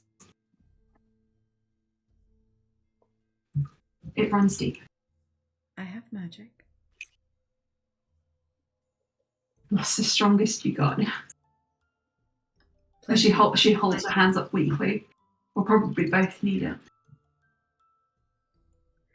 Sleia casts without hesitation, Sleia just casts a heal, which is specifically ends any diseases affecting the target.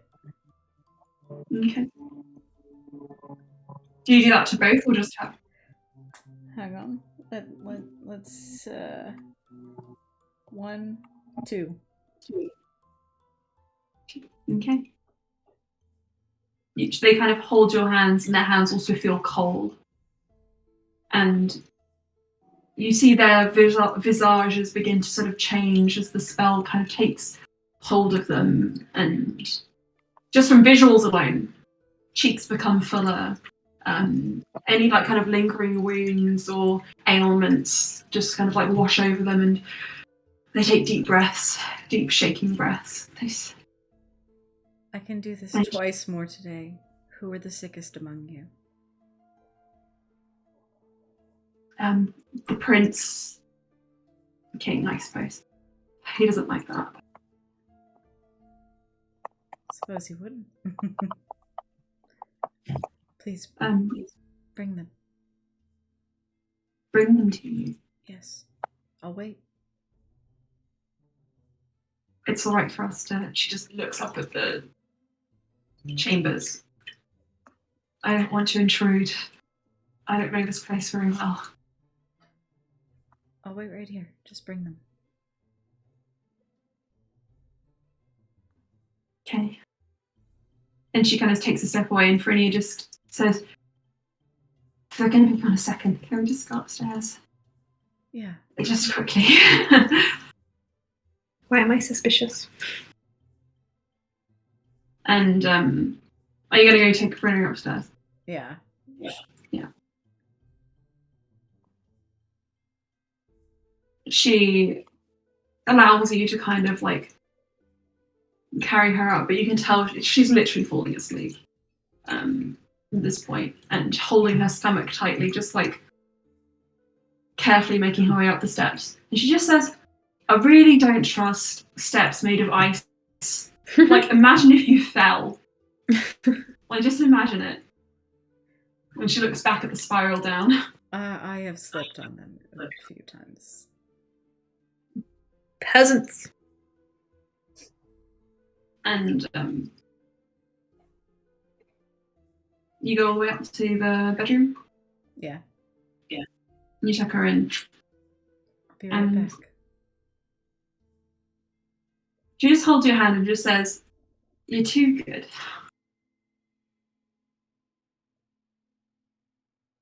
If you've gone more than 10 minutes, I'm coming down to get you. I'll hold you That's to probably that. better than having me awake. I'll hold you to that. I'll be right there. And just Slate kisses her hands and then her forehead, and then goes back down. As you kind of make your way down the steps, they kind of echo all around you, and you kind of turn around the spiral corridor. At which point you kind of see at the foot of the stairs, kind of waiting there for you. They said there were 2 more. Well, you said you could do 2 more, but they've actually only brought 1 more person, and it's Pico Taro, who's kind of standing there sheepishly, like running their hands together, and they just say, "I just saw what you did to. Can you really do that twice more?" Yes. Whew. "I trust you." All right. She casts heal. Wait, before you do that, he holds up his hand and he just says, "And you'll do this for my people." I can. Let me see. But I'm not just like the people here tonight. It doesn't. You don't have to do much more than this. But when we go back to Ultra, promise me.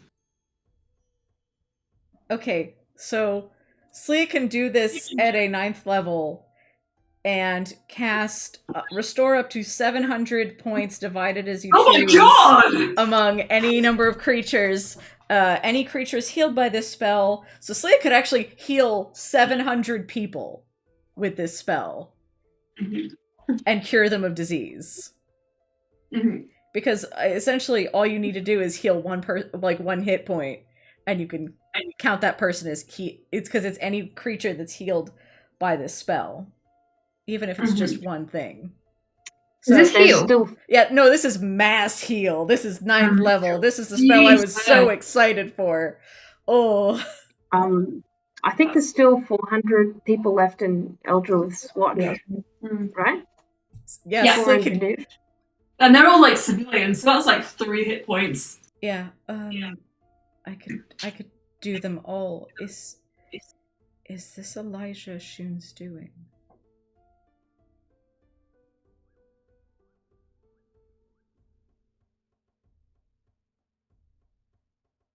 Igor holds, lowers his hand. And he just says, it could be. Okay. When he lowers his hand, she casts heal on him as well. Give me just a moment. And it washes over. Are you doing something else? Yeah, Sleia is going to attempt a divine intervention.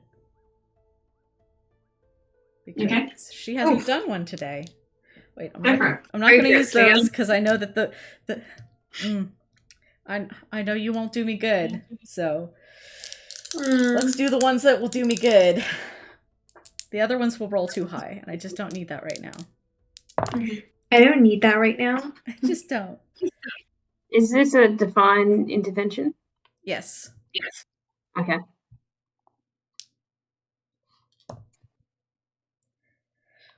Just too high. Just a little bit. It's 23. Oh, that's so close. What are you going to do? Sleia was going to attempt to take away Elijah Shun's magic. All of it. Forever. Oh, God. Try it again tomorrow, Sleia. Yeah, she will do that first thing when she wakes up. Every single morning, just like, bye-bye, magic. Yeah. Sleia at this point is like, oh, I'm so angry. I'm going to take away that which he loves most, his magic.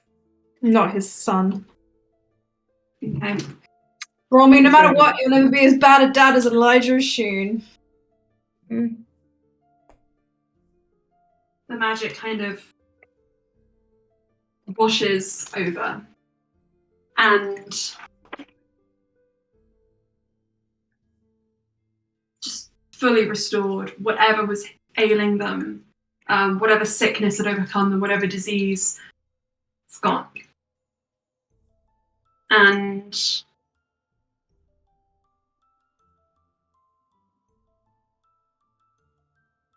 Pico Taro says, thank you. Of course. It really could have been. It really could have been Elijah Shun. He's just squatting there under your palace. I know. And she stabs you in the chest. I knew something sus! Oh, that's fun. What? Oh, I love that. Okay, how much damage is I gonna take? That's why you're being so sus about bloody Pico Taro today! I knew it! My natural insight got you! Yeah, mine too. I've been shaking this whole time waiting for this. How dare you? Wait, let me please. Okay, sorry. Hang on. What just happened? Let Emma stab me. I'm so glad you didn't see me pull the folder out. Is this one of the healers? Oh, stop 1 second. Jesus Christ. It's Jason Bourne. We'll get to all this. I just want to play out the moment. Where is this happening? At the foot of the stairs at Alstaer Tower. He stabs you in the chest. It could also have been the drow. as the skin kind of fades away, leaving behind a purple hue. And you see the shaking hand of Sinestre. Her hair cropped completely, chopped off, almost hacking her scalp. And I'm going to do a cutscene, which I don't often do. Well, not really a cutscene, because people could have seen this. As Alstaer talking to Pico Taro, he sits down and doesn't leave the party. So there's 2 Pico Taros. And guess what, guys? One of them was a drow. Drows, guys! So, here's what's going to happen, Leon. Let me just get back to my notes here. Sinestre, you're gonna die. Would you say you were surprised by this?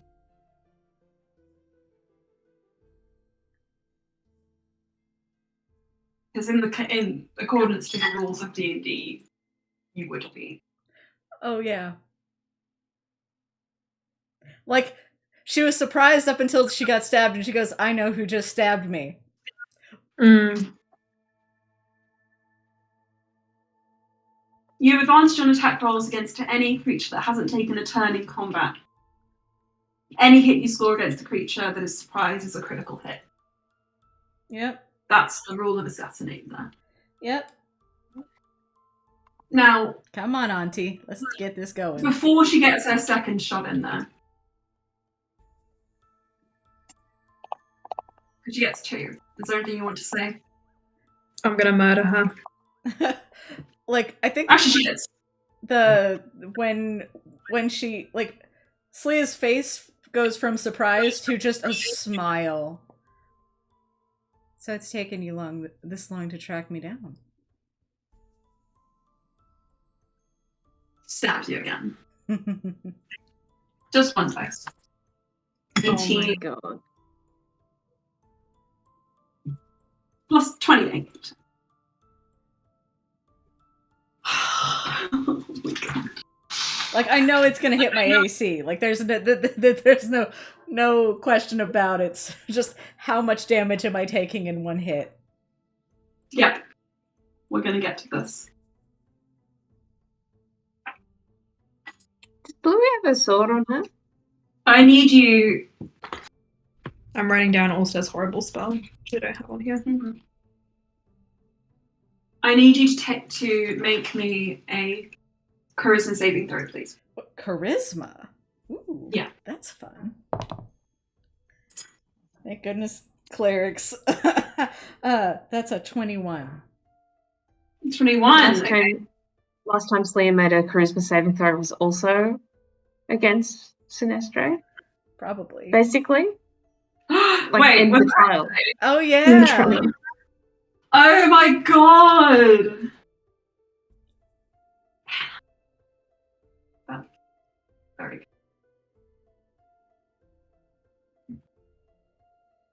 I just need to know what the... Yep. I also need you to make me a Constitution saving throw. Okay. I'm glad you went non-alcohol tonight. Yeah, I need. Oh my god. I rolled the same as I did on that second wake-up call from the Nevin, so that's a 4. A 4. Okay. Going down, down, and really around. Oh. Sorry, I'm trying to just diffusing stress with humor. That's all I got left.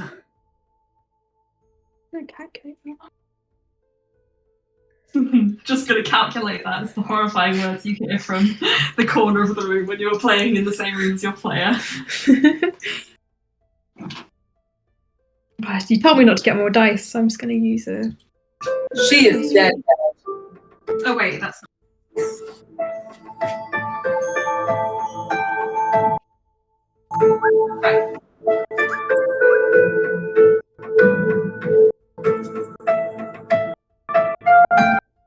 This is not going well.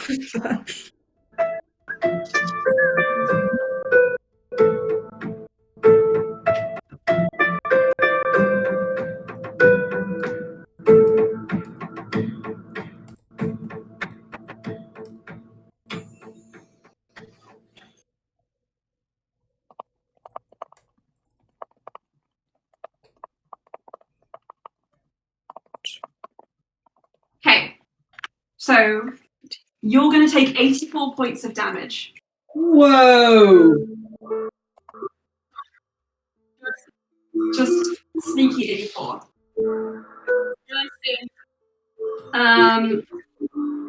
All Anna, if Alstaer was wearing armor under his dress, you had your whistle die in your pocket. Okay. Right. Sleer, I would like you to roll initiative, please.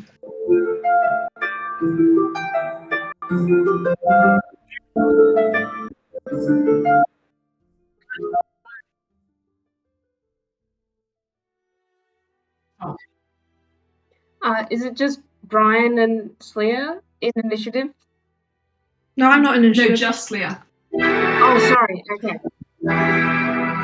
George, can you just it's the music. It's very loud. Could you just you can great, thank you. Thank you. Okay. Sleer, what did you roll? Sleer got a 19. Which is good Okay, for Sleer. Sleer. So you're going first with 2 18s to follow. And one much lower than that. So we'll see if we can even get that far.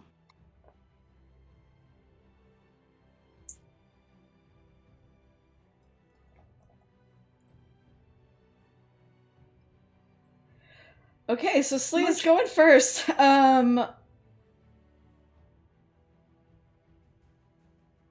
You are in the stairwell. You guys are pretty much the only people around. You haven't really made any noise yet. As soon as you do.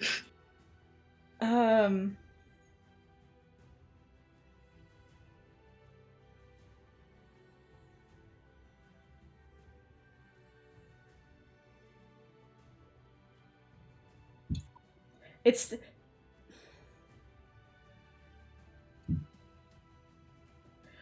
Can I get an idea of what like Sinestre's kind of intent is from this? Assassination. Just Sleer, or There's nobody else here. I mean, her wife is upstairs, and she probably knows that. She does. But there are 3 of them here for you. 3 of them. 3 of them here for Sleer? No one's moved upstairs yet. I also just remember Emma's limits in the game, which is I probably wouldn't cause harm to a pregnant woman. So you can probably judge from that you are the target. But the character might assume it. Yeah. Just you as a player know that. You as a player know. But you can use that to influence making a decision. Because Sleer has 1 9th level spell slot, and she's like, I could heal myself, or do it. I could cast a 9th level inflict wounds on my aunt, who is right here. Do it. Okay. Yeah. She's gonna do it, because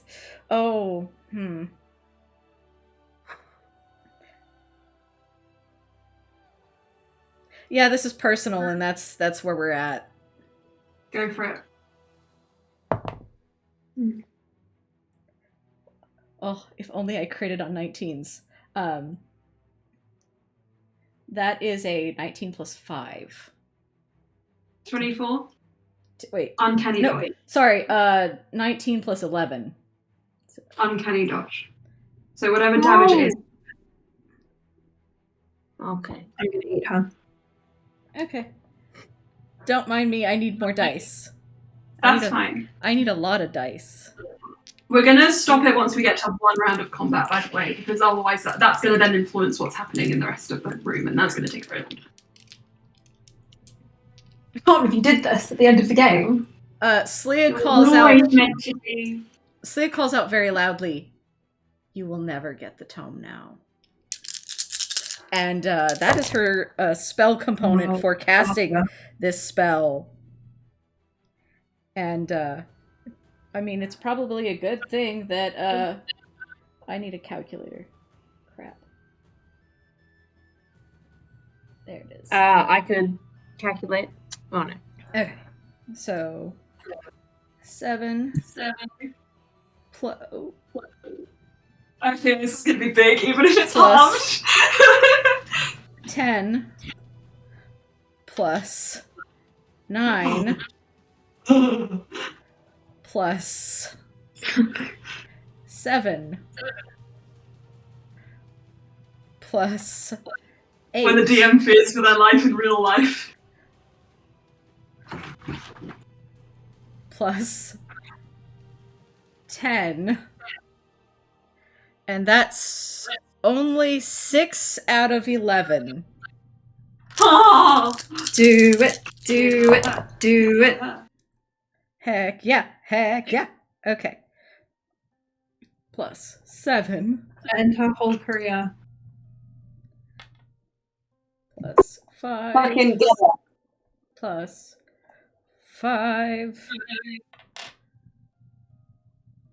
plus 10 plus 8. That's all of them. Oh my gosh, y'all! Y'all ready for this? Yeah. Let us. Slea just did 69 damage to her aunt with a And that was hard. slap across the face. Oh my god. Oh That's- yes. Is that halved? Nope, that's the whole thing. Because 69. Nice. Okay. 35 points of damage. Okay. With a huge slap, you just leave the first layer of her skin on her cheek flayed. And I feel like everybody would have heard that slap. Okay. Vintage slap. I'll have a... Not I'm going everybody, to, but like... okay, I'm going to get to the end of the round, and then I'm going to describe the scene, okay? Yep. Okay. Actually... Sorry. Slea.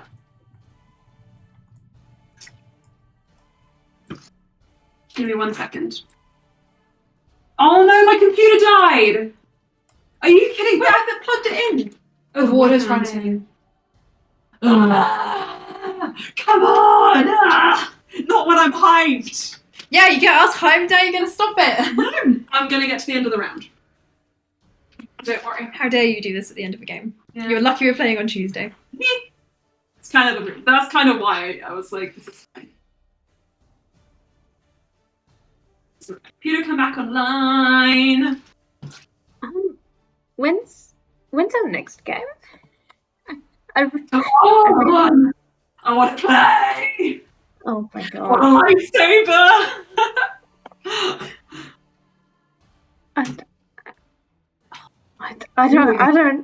I don't want to leave this hanging for long.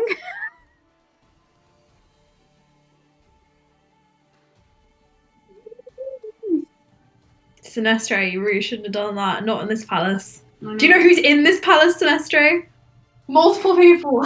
Who can kill you? Going, wow. So Zarina Dane is in this palace. I know.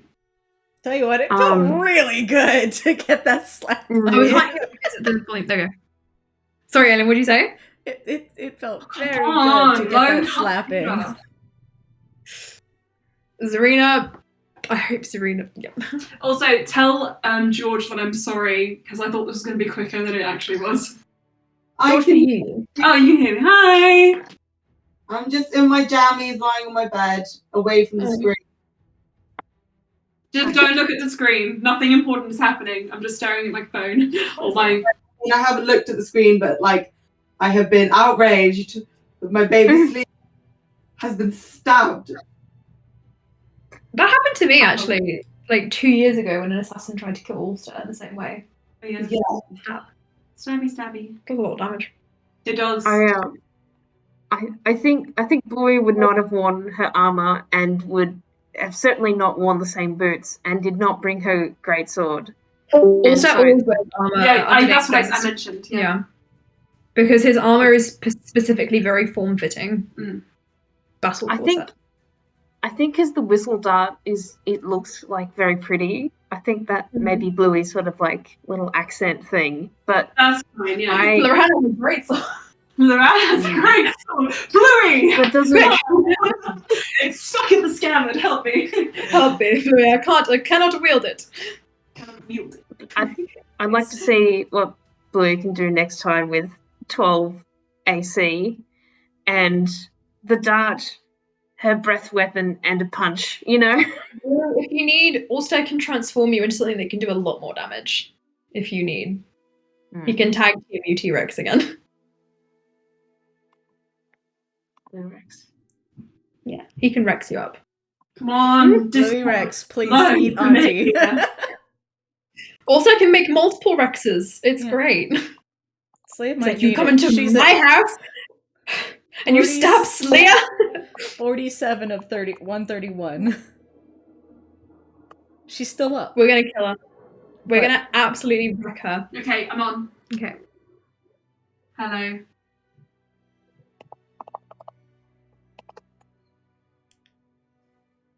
Okay, can somebody speak so I can test the audio?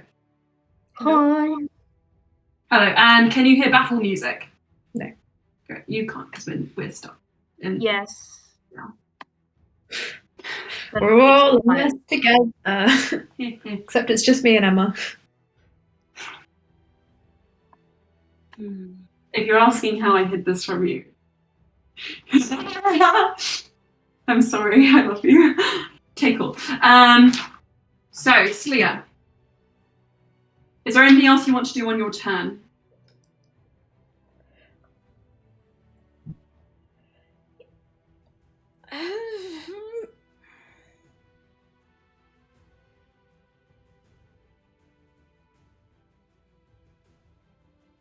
Got the go-go dress.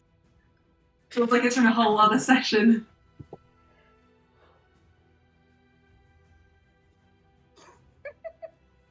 That's very true. Yeah, I think like Sleia said everything she wanted to. You will never get the tome. And done her a good slap.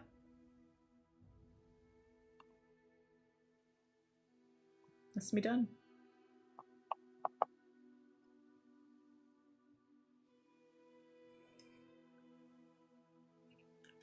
So first up is one of the guards, not guards, sorry, the physicians,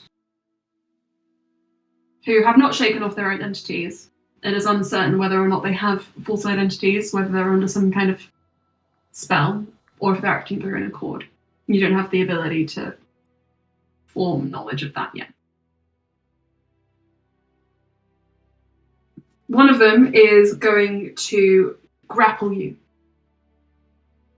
come behind you and put their arms up and wrench your shoulders back. Can you make me a strength saving throw? Oh, it's a 19 on the dice. I won't add anything until you tell me what your dice roll is. The dice roll is a 19. But... Oh, okay, you might be fine. But Sleia has a -1, I think. Oh, no, Sleia has... It's just a flat 19. It's just a flat 19 for a saving throw. Okay. Oh, I don't have my book.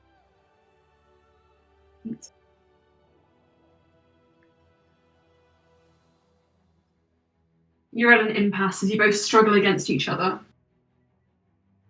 At which point, Sinestri just says, enough. I'll finish this. No, you won't. And on her turn, she pulls the sword out of you. stabs it into you again. It's a 19 on the dice. Oh yeah. The first attack, 29.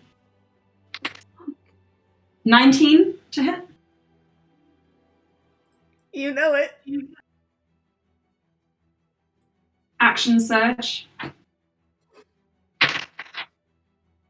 26. One more. 25. Despicable. Sorry? Despicable behavior. Remember I Yeah. was saying the other day that it was really cool when a villain took one player away and like went ham on them, Emma? I didn't mean you should do that in the next session. Eamon, I'm looking at your character sheet.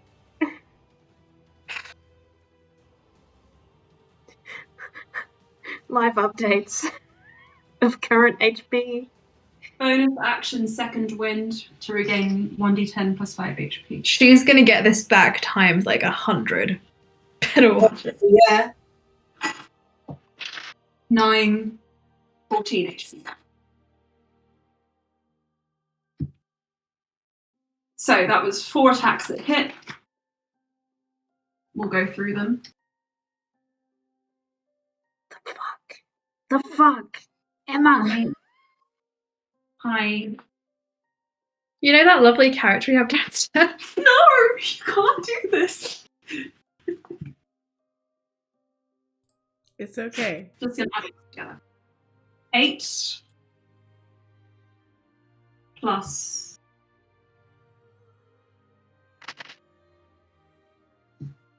6 plus 11 plus 6 plus, this is the fourth one, 11. That's 36 points. How are you looking? I haven't added any of the poison yet. Just okay. 36. 30, I'm still up. But I have 11. Fuck. Fuck. Oh. Fuck. We're coming for you, Slayer, don't worry. I have a 21 passive perception. Remember 36, okay? Remember 36. You can only do this bit once more.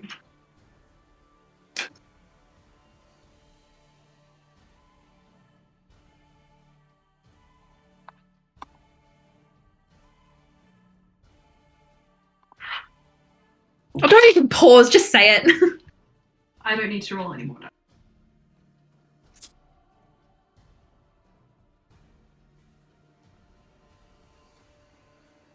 Leah, what are your last thoughts before you go unconscious?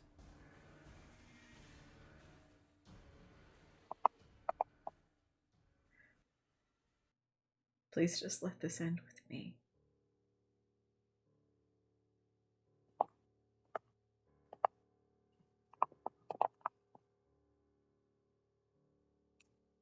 She kneels in front of you and coughs, and you see blood just from where you hit her spill over her lips. And she looks at the third person in the order.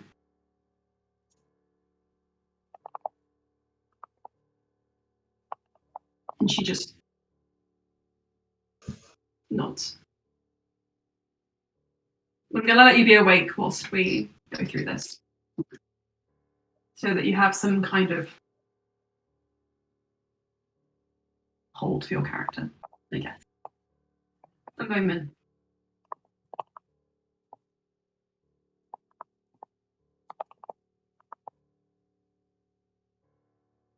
Sleep.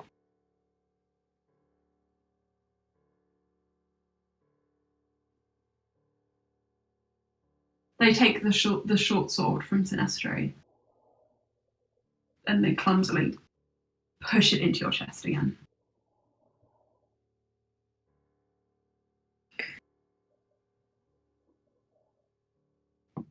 And when they pull back to do another, she looks unsatisfied. And she takes it back from them. She just presses the point. And you can feel your blood just seeping out of you onto the steps.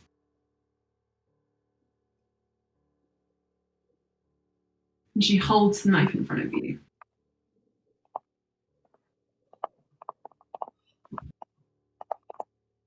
And before your vision fades, your eyes just drift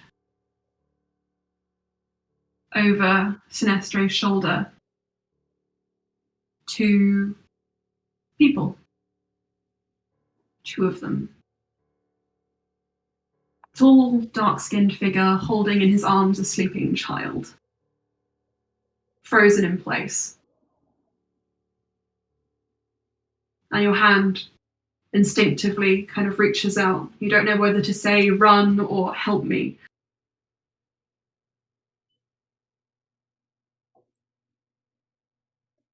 Could she use And her Dural last, looks back at you. Could she use her last bit of energy to essentially cast a thaumaturgy to whisper to him, run? I'll allow it.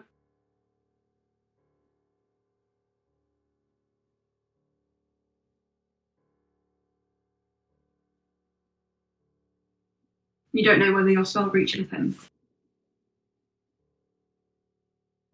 Last thing you see, before your vision blurs black,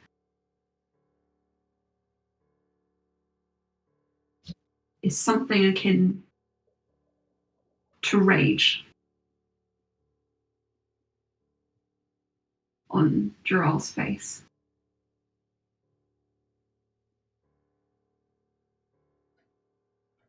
And he slinks into the shadows.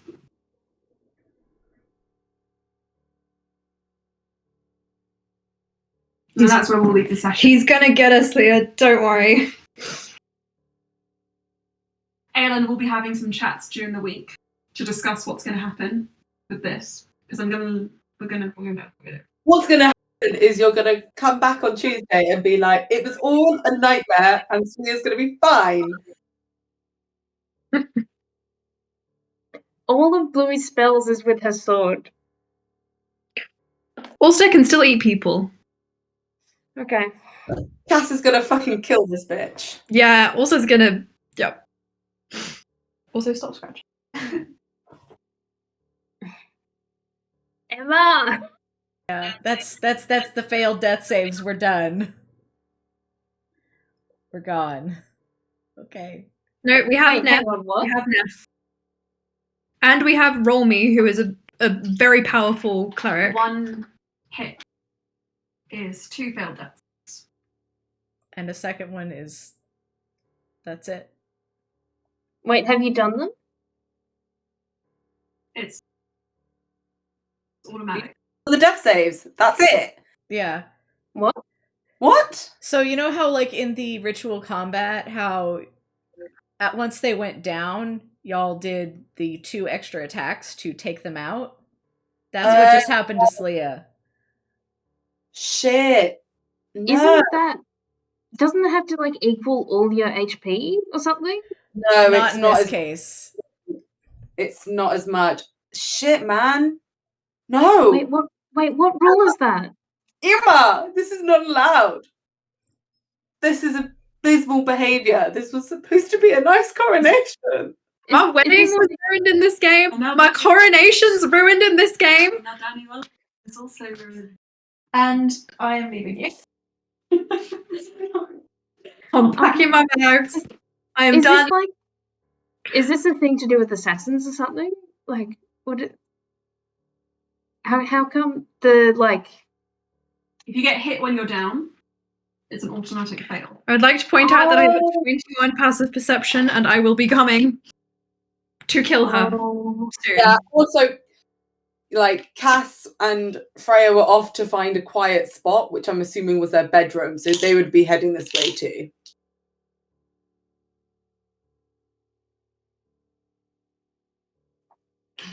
Anything to say for yourself, Emma?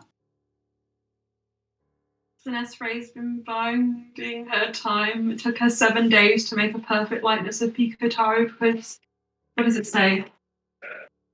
Infiltration expertise. You can unfailingly create false identities for yourself over the course of 7 days. If using the identity as a disguise, other creatures believe you to be that person until given an obvious reason not to. Well, Which stabbing someone is usually kind of obvious. Yep, we're gonna absolutely annihilate these people. they're going to be roast chickened. But I'm too angry. I don't care if they try and evacuate themselves. I'm gonna scry on them and chase them. I'm gonna get around to create portals. I'm gonna scry on them. I'm gonna follow them.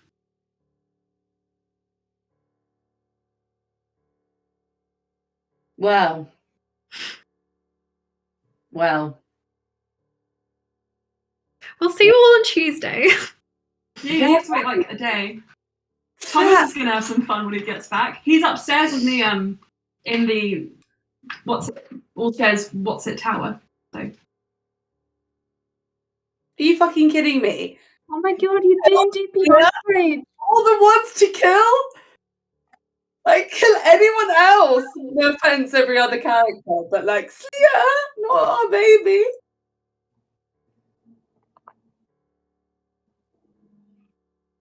I'm gonna hide now.